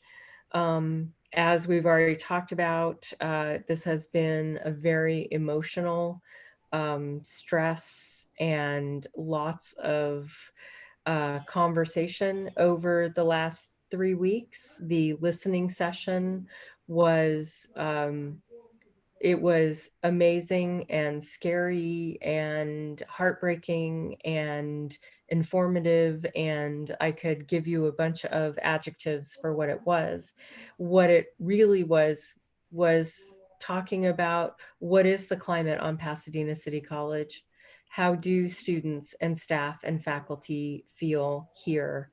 Dr. Gina Lopez and Dean Rebecca Cobb did an excellent job of pulling the listening session together, getting voices into and encouraging students to open up, and staff as well. And the resolution the board passed tonight is really important. And, you know, I stand very committed with the board, and relative to Trustee Brown's comments, absolutely, this is the time. And, you know, the historian in me, it continues to be in awe of how it's the time. And we've seen it in so many ways. And so part of going forward is, you know, embedded within your motion, and that is, or your resolution, that is to hire a chief diversity officer. Not because we weren't doing a good job as a college, not because we didn't have equity activities underway, but because we need to do more. And more importantly, it needs to be a college-wide effort. It is no longer really efficient or enough to say, okay, when it comes to equity, when it comes to all of these things, we're going to locate it in one area of the college. It is in every area of the college. And I am committed, recommitted, double committed to closing equity achievement gaps for our students, but also improving our campus climate for everyone. And so to that end, about 6 months ago, Dr. Levo and I had lunch with Dr. Sean Harper, who is the director of the USC Center on Race Equity. And at that lunch, he said, so what is it that California community colleges need? What do you need? And I said to him, we need consistent, ongoing professional development. We need opportunities, multiple opportunities throughout the year for individuals on our campus to get trained. More importantly, we need individuals to go and get trained and do train the trainer and come back and do training on campus, because so often there are awesome opportunities out there. People go to them, they get a lot of great training, and then they come back to campus and there's no avenue to share all of that great information they've gotten. So Dr. Harper pulled together the California Community College Alliance, and the first convening was this past Monday. 64 districts or colleges have signed on to be part of this alliance. And included in our membership for the alliance is our 12 trainings throughout the year. Now, we were allowed to bring 20 people to this convening on Monday. And what I did was I asked the executive team of the college to each identify one person to come along with them, as well as Dr. Hennis was invited, and from the Academic Senate, and Jason Robinson as professional development. And the goal is, you know, this is a college-wide effort. So they were at the initial convening, and then over the next year, there's going to be monthly opportunities to send 5 people to training, and I guarantee you it will not be the same 5 people every single time. Those individuals will get trained, and the last hour of that training will be train the trainer, and they will come back and help train their colleagues. Included in being in the Alliance is also access to an amazing, oh, those are my cats, sorry, an amazing treasure trove of resources that we can use to enhance what we do. This is also in conjunction with the Chancellor's Office call to action, which came out of a similar type of session that happened statewide a couple of weeks ago. And the call to action really asks every college to take a system-wide, a college-wide, an institution-wide approach to addressing equity gaps, to addressing campus climate, to doing all of the work that needs to be done. And so I am heartened by the fact that there are so many great resources out there, and I am absolutely committed to making a difference and making change. It's hard work, but it's work we're gonna all do together. And on Monday at our executive team meeting, I'll be talking to the team about the beginnings of cross-functional teams across the campus. And I want every single executive team member to be on one of those cross-functional teams. And then I'll also be speaking with the Academic Senate, the Classified Senate, and because this is a joint effort, we are all responsible for making the environment on our campus better. And I can't say enough about how dedicated I am and proud of the fact that our college is already so far ahead of the curve. We know we do a good job and we know we're going to be better. And it's all part of the commitment that we made 10 months ago to closing 100% of equity achievement gaps. And, you know, we're all in. So you'll hear more about that going forward, absolutely. And thank you to the board for passing such a strong resolution. It says a lot, it really does. Also, we have managers back on our campus 3 days a week right now. We continue to have classified on campus 1 day a week. And again, that goes back to, we need, even though we're all considered essential employees, we also are trying to respect the idea that people are safer at home. However, there are things that need to be done on campus. We do not have students here, although we are looking at the possibility of having some labs open for the purposes of providing access to technology as well as testing capabilities. And so we'll be working on that in the coming month because I know we have some limitations. It would be great if we could have it open a little bit more. The problem is that every time we order sanitizing machines and sanitizer and all kinds of things, FEMA swoops in and takes it. And I articulated my frustration to the governor's office last week when I was on a phone call with them about athletics. And they said, yep, we feel your pain. Again, you all saw the Aspen Prize. We are nominated for the 3rd time in a row. Prestigious for us to be top 10. We will have a virtual visit from an Aspen team on October 6th, 7th, and 8th. The jury, Aspen Prize jury, will meet on in January and February, and the winner or winners will be announced in May in a face-to-face ceremony in Washington, D.C. We did employee recognition awards. As I've said to everybody, I'm a big believer in the case method, copy and steal everything. So one of the things I brought with me from LA Valley College were the Above and Beyond Awards. And it was a campus-wide effort, and we had a recognition ceremony last Friday, and I'm thankful to Trustee Osterling for helping out with the judging. But just to give you an idea of our winners, the winner of the Creativity and Innovation for Student Success Award was Miriam Al-Tunji, who works in counseling. Our Community Involvement and Lancer Pride Award went to Melva Alvarez, our rock star when it comes to MESA and STEM.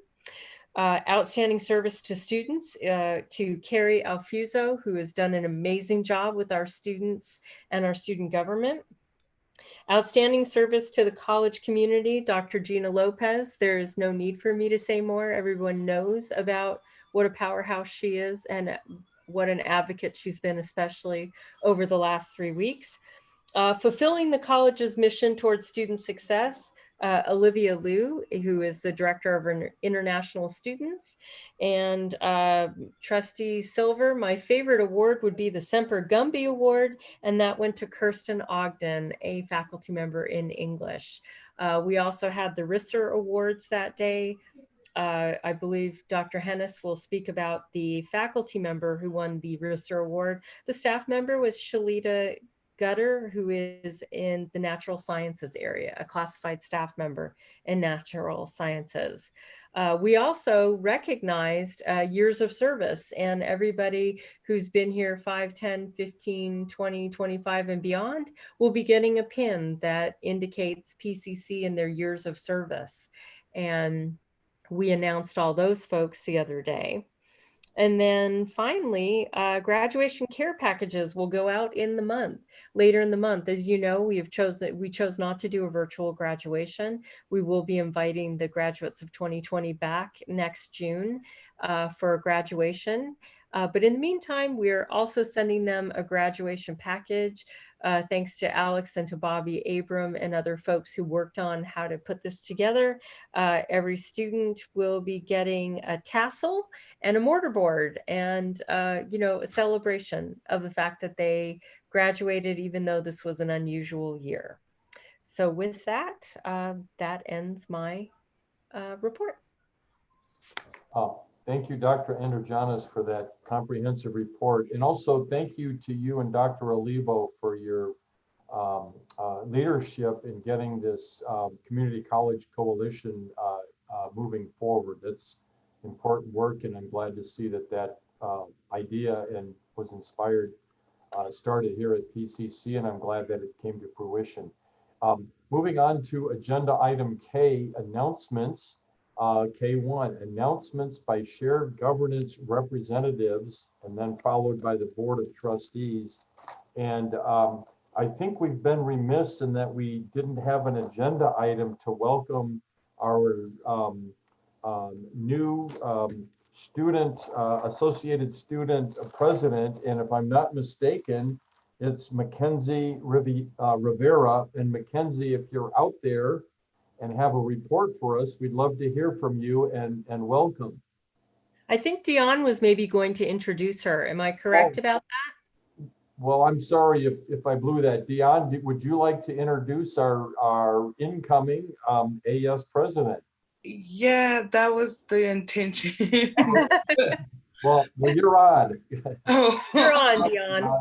Well, before I do that, though, I do want to say that this being my last meeting and everything, I am really, really happy to have spent my time here as president and get to work with all of you all throughout this entire year. I know it was fun and then it wasn't fun, but throughout it all, I do admire all the leadership that has been shown throughout the campus. And I really am happy to have graduated from PCC.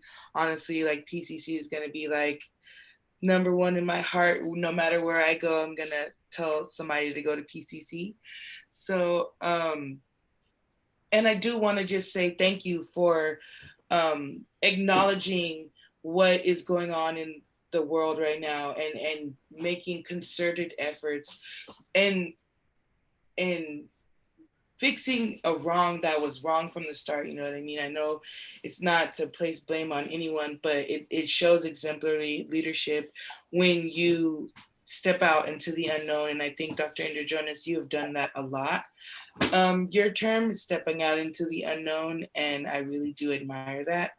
But yeah, I do want to say thank you. And I really enjoyed working with all of you all, Osterling, Trustee Brown, Trustee Wah. You all have worked with me on legislative trips and conferences throughout the year, and I really appreciate the relationships that I've grown with you all, and I just want to say thank you for that. But without further ado, I do want to introduce the new AS President, Mackenzie Rivera. She currently serves on the board as the Vice President of Campus Activities. And it was a really, really close election. She won by 2 votes. And I'm so excited that she won by those 2 votes because I know that she will do a really great job. So I will let her just introduce herself now. Awesome. Hi, everybody. Hi. Hi, can y'all hear me? Yep. Okay. Hi, everyone. Thank you for that lovely introduction, Dion. Like she said, my name is Mackenzie, and I'm the new president of, newly elected president of Associate Students, and can't wait for the upcoming year. I have a lot of big plans.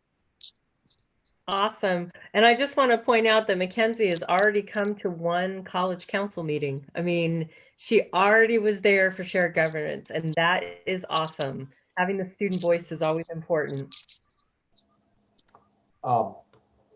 Thank you, Dion, for your service. It's been great going to the legislative summits with you, and I hope you've warned Mackenzie that when you show up at the conferences, I throw you right into the mix. Welcome Mackenzie as our new AS president, and congratulations on your election. We are going to move on now to classified employees, and I think I see Rochelle Allen out there. Yes, I do have a quick report. Thank you, and welcome everyone. Can you hear me okay? Yes. Okay. All right. So I got 2 announcements for classified for tonight's meeting. First up is on June 25th, Virtual Classified Day is happening on campus, or actually virtual, so everyone will be at home. Registration goes out tomorrow and it runs through the 23rd, and the actual event is on the 25th. So I hope all the folks register for that. And the big announcement is that today we elected a new board for the Classified Senate. And I don't know if some of those people are online tonight and listen to this, but I want to introduce the new board for 2021 Classified Senate. The new president is going to be Ernesto Padilla from Pathways. Vice president is going to be Monica Pelasco from Natural Sciences.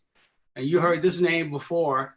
The treasurer is going to be Shalita Gutter, who was the RISA winner from the classified RISA winner from last Friday. So she's going to be our new treasurer. I'm excited about her. And a new parliamentarian is going to be Felicia Mitchell from Financial Aid. The new board of trustees rep is going to be Denise Jamila Mahar from EOP. And our secretary is going to be Lindsay Reed from Student Affairs. And that's going to be the new board. Myself and Maria Bustamante were reelected to the Senate, but we're not going to have any type of board jobs or seats for the upcoming year. So looking forward to working with the board of trustees again and the whole campus. Thank you. Thank you, Rochelle. Representing management, Carlos Tito Altamirano. You are up, sir. That is me. Thank you very much, Trustee Osterling. But before I actually begin with my MA report, just as me, Tito, actually I want to recognize Professor Francis Nyong, who as Trustee Tony mentioned earlier, he's one of our faculty that's retiring. I actually took him as political science instructor many years ago. And it was actually one of my favorite classes I took here at PC. So thank you, Professor Nyong. Sorry to see you go. So now back in character. So again, good evening, everyone. Thank you for your continued support throughout the spring. It has been one like no other. I want to begin with a welcome to Matt Camara, who is the new Assistant Director of Technical Services in ITS, but also welcome to our newest trustee, Trustee Ramirez, whom I've had the pleasure of working with previously on the Student Success Committee. And let me echo the other welcomes in saying that we are glad to have you and your voice join the board. As Dr. Jonas said, congratulations to Olivia Liu for being honored last Friday as the recipient of the Fulfilling the College's Mission towards Student Success Award. It was an honor well deserved. And a congratulations to all the managers who were also nominated for PC recognitions and who nominated staff, faculty, and managers alike in acknowledgement for their important contributions to our college. On Friday, May 29th, Dean Kerry Starbird supported 50 students who celebrated Pi Day with a poster session and guest speaker panel to discuss how to succeed in classes in remote environments. The students presented interesting research projects they had done throughout the semester. A second Pi Day event was planned for June 28th. For those of you keeping track, that would be 2 Pi Day or Tau Day. Again, 2 pi equals tau, little math joke there. But the Pi Club has decided to cancel the event and they'll look forward to enjoying it next year. And yes, today is gonna be a long one. I asked my managers for any input and I got a lot, which is a good thing. Dr. Brock Klein and the Pathways team will be hosting pre-registration workshops starting tomorrow, where so far 1,700 new students have registered to attend said workshops. The team will then move on to registration support as far registration is near. Financial aid workshops in collaboration with the Office of Financial Aid are also taking place now and will continue to do so. And finally, JAM, which will be a highly interactive online event, is this time around, will come shortly thereafter. UPS Care and Foster Youth Programs, directed by Nikki Dixon, hosted a virtual graduation on Friday, June 12th, where over 80 students, faculty, and staff joined the celebration. Students shared they'll be attending various universities, UC, CSUs, and privates throughout the region this fall. And she just wanted to say that they're very proud of the achievements of our students during this challenging time. In addition, I would like to thank all the managers involved in recognizing, even in these tough times in our society, the accomplishments of our students within the PASS program, hosted by Margarita Arreglado Rivera, CORE by Dr. Micaela Maras Tamayo, our veterans, Carol Calandra, our Black APITA Latinx grad, supported by Tamika Alexander, Olivia Liu, and yours truly, and many others who serve students through direct programming and other forms of support. And a special shout out to the trio pre-college managers and Krista Casillas, Oronain Wary, and Stephanie McGrew, who not only supported high school students through remote programming and celebrated the culminations this spring, but also started online summer programs in service of our PUSD, Rosemead, and El Monte communities this week. Also, thanks to Dean Rebecca Cobb, who with the help of her team distributed graduation packages to about 1,500 students, and alongside our foundation and our strategic communication and marketing team. 2 more. Many managers are involved through their discipline at various levels within the state, and it takes many hours of volunteer time and commitment to support the curriculum, instruction, and the success of students in our area. Many managers across campus and across various disciplines are actively involved in leadership within their area and other associations, and are leading college council standing committees that continue to advance our ongoing journey towards equity. For the work that is seen and so much that is unseen, I just want to thank you. And lastly, as you mentioned earlier, the Management Association wants to reaffirm its commitment to the ongoing fight towards systemic racism.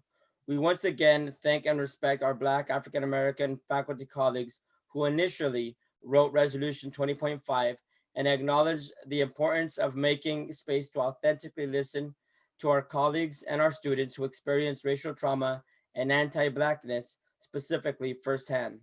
MA not only stands in solidarity behind this resolution, but we had and will continue to have further courageous conversations about how we can support our managers of color and continue to work as a campus community on the needed actions that come with supporting this resolution. Thank you, and that is my report for this evening. Thank you, Tito. Next, we have Academic Senate, Dr. Matt Hennis. You are up, sir. Thank you, sir. Okay, well, as you know, we also passed a resolution denouncing the killing of unarmed Black and African-American citizens. And I was honored to sit through that meeting to preside over it. And I'm grateful to the folks who put the resolution together. Dr. Gina Lopez was instrumental in that, and I'm also honored to work with her. She is the Secretary of the Academic Senate, if you were not aware of that.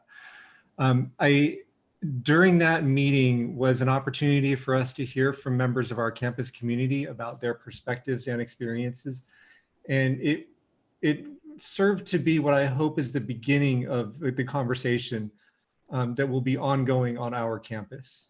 It has already been the topic of conversation between the members of CAPM, the Council on Academic and Professional Matters, and the leadership of the Academic Senate.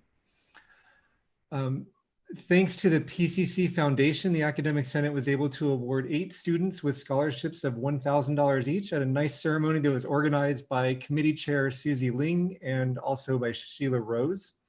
The winners were Brian Fang, Tiffany Hussman, Marilyn Martinez, Arpine Augustine, Samuel Price Scott, Shirley Thomas, Kaylin Tran, and Victor Jang.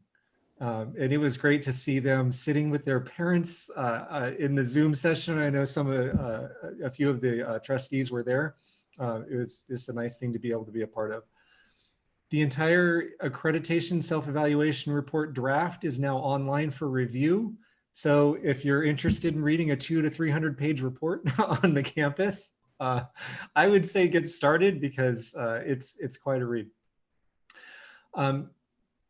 At the prompting of faculty members, I will be meeting with members of the administration to look at how we can address academic integrity in this remote learning environment. We recognize that it is an issue and it needs to be addressed. And so we'll be looking at how we can do that. And in addition to the faculty members that Trustee Fellow highlighted at the beginning of the meeting, we say goodbye to Deborah Folsom from Natural Sciences and Rebecca Morris from Visual Arts and Media Studies.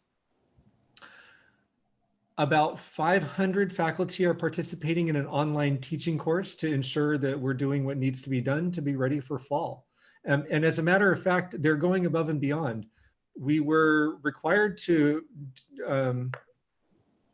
partake in a smaller, shorter, self-paced course. And that would have been sufficient for summer and fall, but these 500 faculty members are in for the long haul. They're taking a course that'll be over 80 weeks. That's being held right now. And even more faculty, in addition to not more than 500, but in addition to those 500, faculty are also enrolled in distance education course put on by the state, by @ONE, which is somewhere around 120 hours. And I just want to say props to the faculty members who are doing that. They just want to do the best job that they can, given the circumstances that we're facing. Finally, as Dr. Androgenis mentioned, Anthony Francoso of Social Sciences was the recipient of the RISER Award. He coordinates our core program, that's Community Overcoming Recidivism through Education. And I'll tell you, if you watched him receive this award, oh my gosh, yeah. You saw somebody who is passionate about his job. The impact that the award had on him was palpable. And it was just great to see. It really was. And so props to the committee who was able to award him with this award, to the students who nominated him for the award, and to Anthony for being the person that he is. Yeah. That concludes my report. Awesome. Thank you, Matt. And yeah, I want to second that. We have a question or comment from Trustee Chen Lao. Go ahead, Sandra. Hi, Matt. Last meeting, I asked you how it was going with online teaching, and you candidly told us that it's been rough. And I was thinking about that, and I wanted to follow up with a question, what kind of support do you think that the faculty or the adjunct faculty or the lecturers need? I'm actually glad you asked this, because I also reflected on the answer that I gave to you. And I may have painted a little bit bleaker picture. I mean, I don't retract what I said. It's been a grind. I think that an accurate way to put it would be we've experienced differing levels of comfort and discomfort. But to your question, for some folks, I mean, as was mentioned earlier in this meeting, for some folks it's equipment. be it computers, webcams, that sort of thing. One of the things that we tried to do, or we started doing as an executive committee of the Academic Senate, was meeting with our professional development coordinator and our distance ed coordinator to see what sort of professional learning would best benefit faculty. I think that's where probably the highest impact would be, is professional learning, so that we can incorporate best practices as far as pedagogy and delivering content in various ways. One thing that was mentioned to me was professional learning regarding accessibility and ADA compliance, because the regulations, they're not always obvious, as is the case with the disabilities that our students come to us with. Their needs are not always obvious. It's not always obvious how we can meet those needs. I do think that a lot of what I'm describing, though, as far as professional learning, is going to be addressed in the online teaching course. So that's to our benefit. And I do hope that we, the Academic Senate, can hear from faculty members as this goes on in fall to learn more about what their needs are.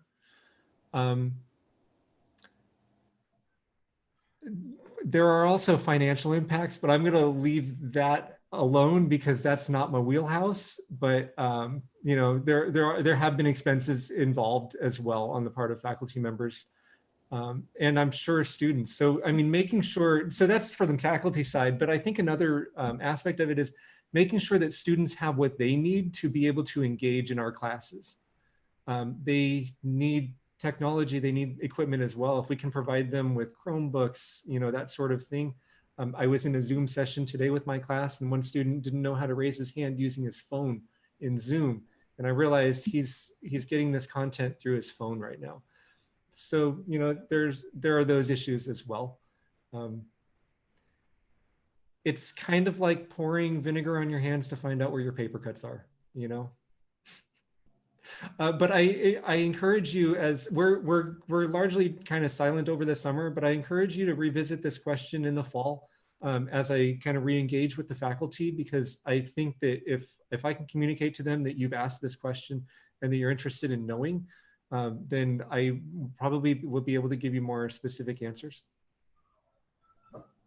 Thank you. Thank you. I appreciate it. Thank you. Thank you, Matt. And also, you win the award tonight for the best virtual background. Thank you. Thank you. Okay, we're going to move on to the trustees right now, and we will start with our new student trustee, David Ramirez. And David, do you have a report tonight? I do. Hi, everyone. Thank you so much for the warm welcomes, especially thank you to Trustee Wah for giving me a crash course on Board of Trustees meetings, because otherwise I'd be so lost. The Associated Students held its last meetings last week as a virtual send-off to the incoming board. Of course, the incoming president is Mackenzie Rivera. The executive VP is Christopher Thung. The VP of Student Services is Luis Panaligan. The VP of Academic Affairs is Christina Zhang. The VP of our new position, Student Equity, is Jasmine Lopez. The VP of External Affairs is Kelly Lee. The VP of Sustainability is Emmanuel Gomez, and the Chief Justice is Kyle Schmidt. We will be holding our first meeting as a board next Wednesday, where we will all be sworn in as AS members, and our training will begin immediately thereafter.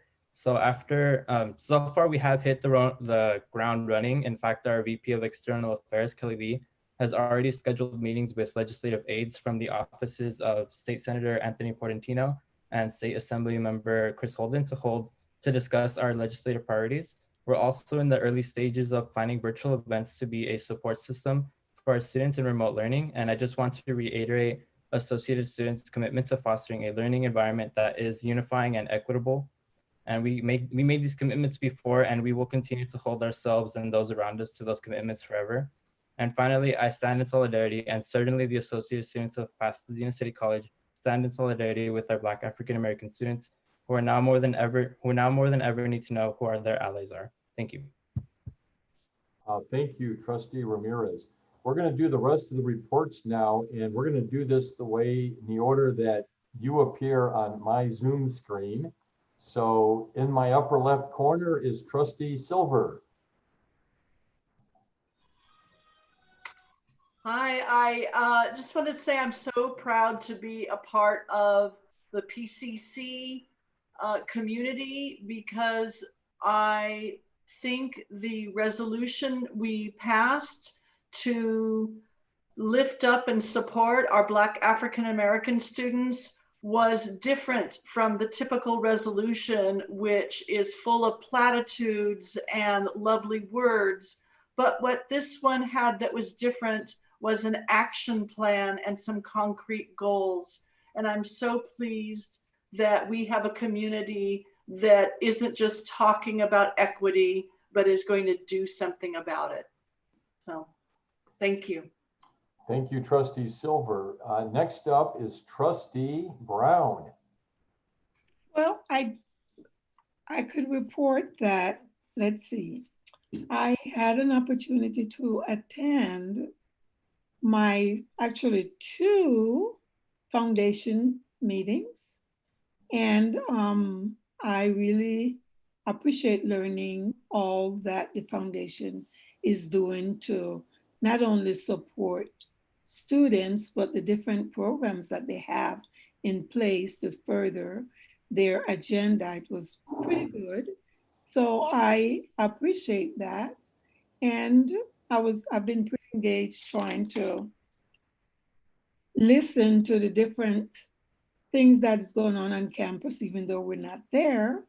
But I watched I guess they had the African American students graduation, which it was really nice to see that even though we are not on campus, the staff is really trying to make our students feel good about their achievement.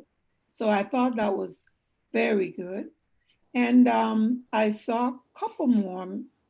I guess it's too late for me. I'm tired. I don't remember all what I saw, but that's my report. It's been good. So thank you.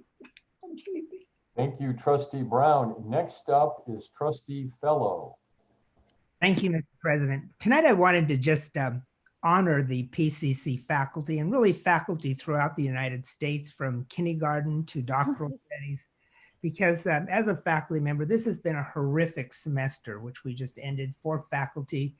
To go one day, be in class like at Cal State Fullerton, 40,000 students in class one day, and the next day we all had to go online right away. And I just want to thank them, and especially the PCC faculty. And I've been fortunate to sit in on some of the courses that PCC offered online this semester, and they did a terrific job. And I just wonder what would have happened if this happened 20 years ago or maybe 15 years ago without the technology. I don't know what we would be talking about tonight, but I want to just thank them, and we have another semester to go, and hopefully things will get better. And I am very concerned with the questions that Sandra Chin-Lau brought up. I think it's very important that faculty and students have the equipment, and I'm very fortunate at my school, all faculty and students who need technology have it. And I think it's something we have to look at. So thank you. Thank you, Trustee Fellow. Next up is Trustee Wah. Okay, well, I do want to thank both Alex and Dion for just a year of just great leadership and service to the community. We're going to miss them. Well, especially miss Alex's $1 gifts to us all. But I want to also welcome David and Mackenzie. And yeah, I had a chance to talk to Trustee Ramirez, and we can just even tell from his opening speech that he's just going to be a great champion of equity, which is high on the agenda for the community colleges right now.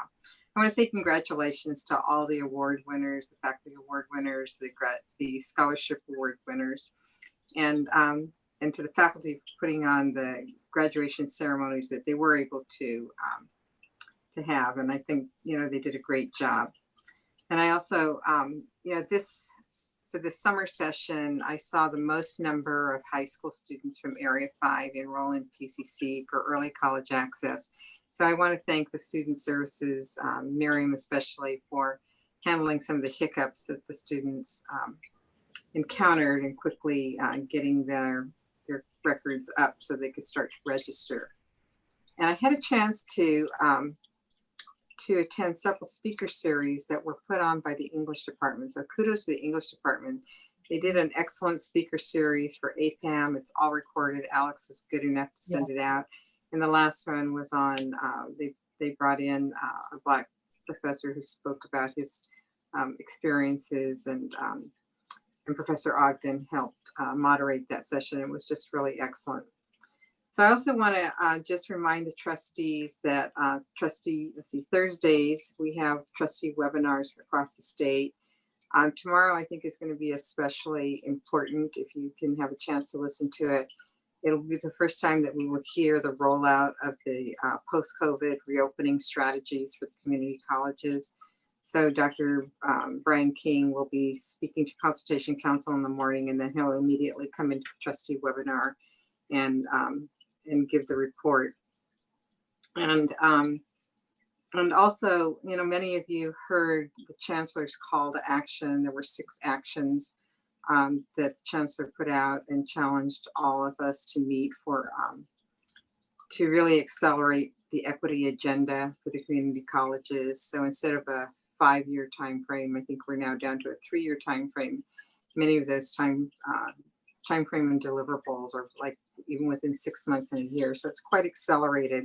So we will be at the trustee webinars, we will be talking about putting together work groups and action items for the trustees. I hope you'll all join in. And then I had a chance to overhear Dr. Androgenis and Dr. Fellow talk about the stress of all the virtual world meetings that we're living in. So it turned out the trustees who are planning these webinars decided that they wanted to do one on living through the virtual world. We're bringing in Darren Murph, who is one of the largest employers of virtual workforce. So he'll be speaking on June 25th. It's kind of timely because it turns out San Marino School District is having their virtual town hall. Well, they had it tonight, same time we had our meeting. And they're also talking about and it's the stress that the community is going through living in this virtual world, managing their children all at home and having to co-teach. So anyway, so I hope you'll join us for all of those. Thanks. Thank you, Trustee Wong. Trustee Chen Lao. Thank you. I may not be saying this perfectly, but I feel like it needs to be said. So please, apologies in advance. You know, I was really heartened by the PCC community coming together to support our Black faculty and staff and students. You know, you don't see often this type of support, which we're putting our differences aside, knowing that one of the member of a community is hurting. And so I am just really proud of, you know, us recognizing that there are going to be, you know, tough conversations ahead, and that there is going to be real hard work ahead of us to reach not just diversity, but racial equity. And I like to just, you know, recognize David Ramirez for being on the board, because often, you know, we know that PCC is a minority serving institution with 75% of our students being color. And on the board, we do not see you know, a Latino representation on the board, but I'm happy to welcome, you know, David, even though he's representing all of the students. I hope that he is proud that he is now also the Latino, you know, board member here representing, you know, the community. I also like to thank Jim Osterling, you know, for pushing the resolution. You know, here is Jim, who is not a person of color, you can look at him and go, what is this white guy? What does he know about, civil rights and what we're going through? But he recognized this moment in, history, and that Pasadena City College has to do something and has to advance, the equity, for the community and for our students. And so I am proud of you, Jim, and also of of my colleagues on the board, for doing this, and for being in our own, discomfort zone as we talk about this, as we continue to have the dialogue, and certainly, for the administration's commitment in ensuring that this is going to be a safe campus for all of our students. And finally, I like to address the students. I was a community college student, not a long time ago, but I know that when we're on campus, you would see the Asian American students hanging out, or the Latino students hanging out, or the African American students hanging out. And I would encourage for the students to, get to know each other more. You may see that Asian student, but that Asian student may be going through, some psychological stress, because Asian students have the highest suicide rates. You may be looking at that Latino student, but that Latino student may be undocumented, and they're going through their stress. You may be seeing the African American student who may have his ID or her ID checked going on the shuttle bus. Those are the daily barriers that sometimes we don't see because it's outside of our purview. So I would encourage that, we do much more multicultural or cross-cultural dialogues. I know that these conversations may be difficult, but certainly it's worthwhile. And I know this is not just the end, but that this is also the beginning. And I look forward to working with each one of you to ensure that we make this happen. Thank you. Thank you, Trustee Chen Lao. You mentioned that I was a white guy. You forgot to mention I'm an old white guy. Trustee Martin, you are up, sir. Okay, thank you. I really have nothing to report. Okay, thank you, John. It's been a long meeting, so I'll try to keep my comments as brief as possible. Let's see, once again, we'd like to welcome our new student trustee, David Ramirez. Welcome and congratulations. Our new AS president, Mackenzie Rivera. Congratulations to both of you on your election, and we look forward to working with you. I hope that our legislative summits in January and February will be in person, so we can do that and in person and get to know each other in that format too. Going back to Trustee Chen Lao's comments, I am an old white guy, but actually I'm old enough that I grew up in a diverse community and was marching in peace marches and civil rights marches back in the 60s. That's how old I am. And I draw some encouragement from what I remember from back in those days. And that is there were those abuses led to and inequities led to protests, and those protests did lead to change, and I certainly hope that will happen again here. And I wanted to thank Trustee Martin in particular for that constitutional history lesson. The Constitution of the United States really was well crafted, and it's actually designed to handle and address and redress the situation that we're in now, and I believe we will. Next, I would like to announce with some sadness the passing of Sarah Shatford. And Sarah died at the young age of 98, and she was the wife of a longtime trustee, Walter Shatford, who of course is the namesake for our beautiful, iconic Shatford Library building on the PCC campus. And I just wanted to note that we're so honored that donations in her memory are being made to the Pasadena City College Foundation for the Walter T. Shatford scholarship. And we will be adjourning the meeting hopefully soon in her name tonight. And then Jim? Yes, sir. Jim, and just quickly, Sarah painted the portrait of Walt Shatford that's in the Shatford Library, that large portrait. So John, people understand. John, I didn't know that, and thank you for adding. Thank you for adding that additional context. And then lastly, I realize I've been remiss. The hardest working man at these Zoom meetings and the most Semper Gumby guy is the guy with the Semper Gumby logo there, and that is Alex Bucklehide. Oh my gosh, you've got to get everybody signed into these meetings. And then we make them do all these roll calls and special Brown Act notifications.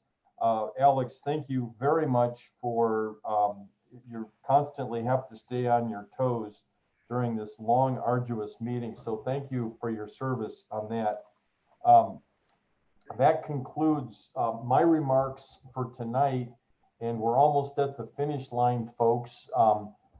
Agenda item number J2 is proposed future board business meetings, and we're going to handle that by asking first if there's any need for any changes. And then we also are going to close in and on a schedule for an upcoming Board of Trustees retreat, and that's going to be in August, and I think we've narrowed it down to a couple of days, and we'll get that finalized offline, not at this meeting. As well as the January retreat. So we'll be ready to report those out at the July meeting. Thank you, Dr. Androgenis, that's correct. So unless there's anything else on agenda item 2, the meeting dates are as scheduled, with those 2 retreats to be added in August and January of next year. Moving on, agenda item 3, proposed future agenda items. Do we have any requests? Hearing none, we are ready for adjournment. And again, tonight, we're going to adjourn the meeting in memory of Sarah Shatford, wife of long-serving trustee Walter Shatford. We're also going to once again adjourn in the name of the growing list of victims of COVID-19, and let's hope that that list doesn't continue to grow rapidly, and let's all hope and pray for a vaccine and a solution for this horrible pandemic. And lastly, we're going to adjourn this meeting in memory of George Floyd and all the victims of racism or police brutality, and may we see an end to that, and may some positives come out of his sacrifice in terms of fundamental changes in our society. And without further ado, the moment Trustee Osterling, yes. I also think that we should adjourn in honor of Rayshard Brooks, who was killed on Friday night in Atlanta. And unfortunately, literally between the time we posted the agenda and tonight's meeting, there was yet another murder. Yes, so we still, even with the heightened focus on this area, these abuses still can continue. And thank you. We will also adjourn in his name. And so now finally, our favorite moment of the meeting, this meeting of the Pasadena Area City Community College District is adjourned. Thank you, everybody, for sticking through to the end. And stay safe and be healthy.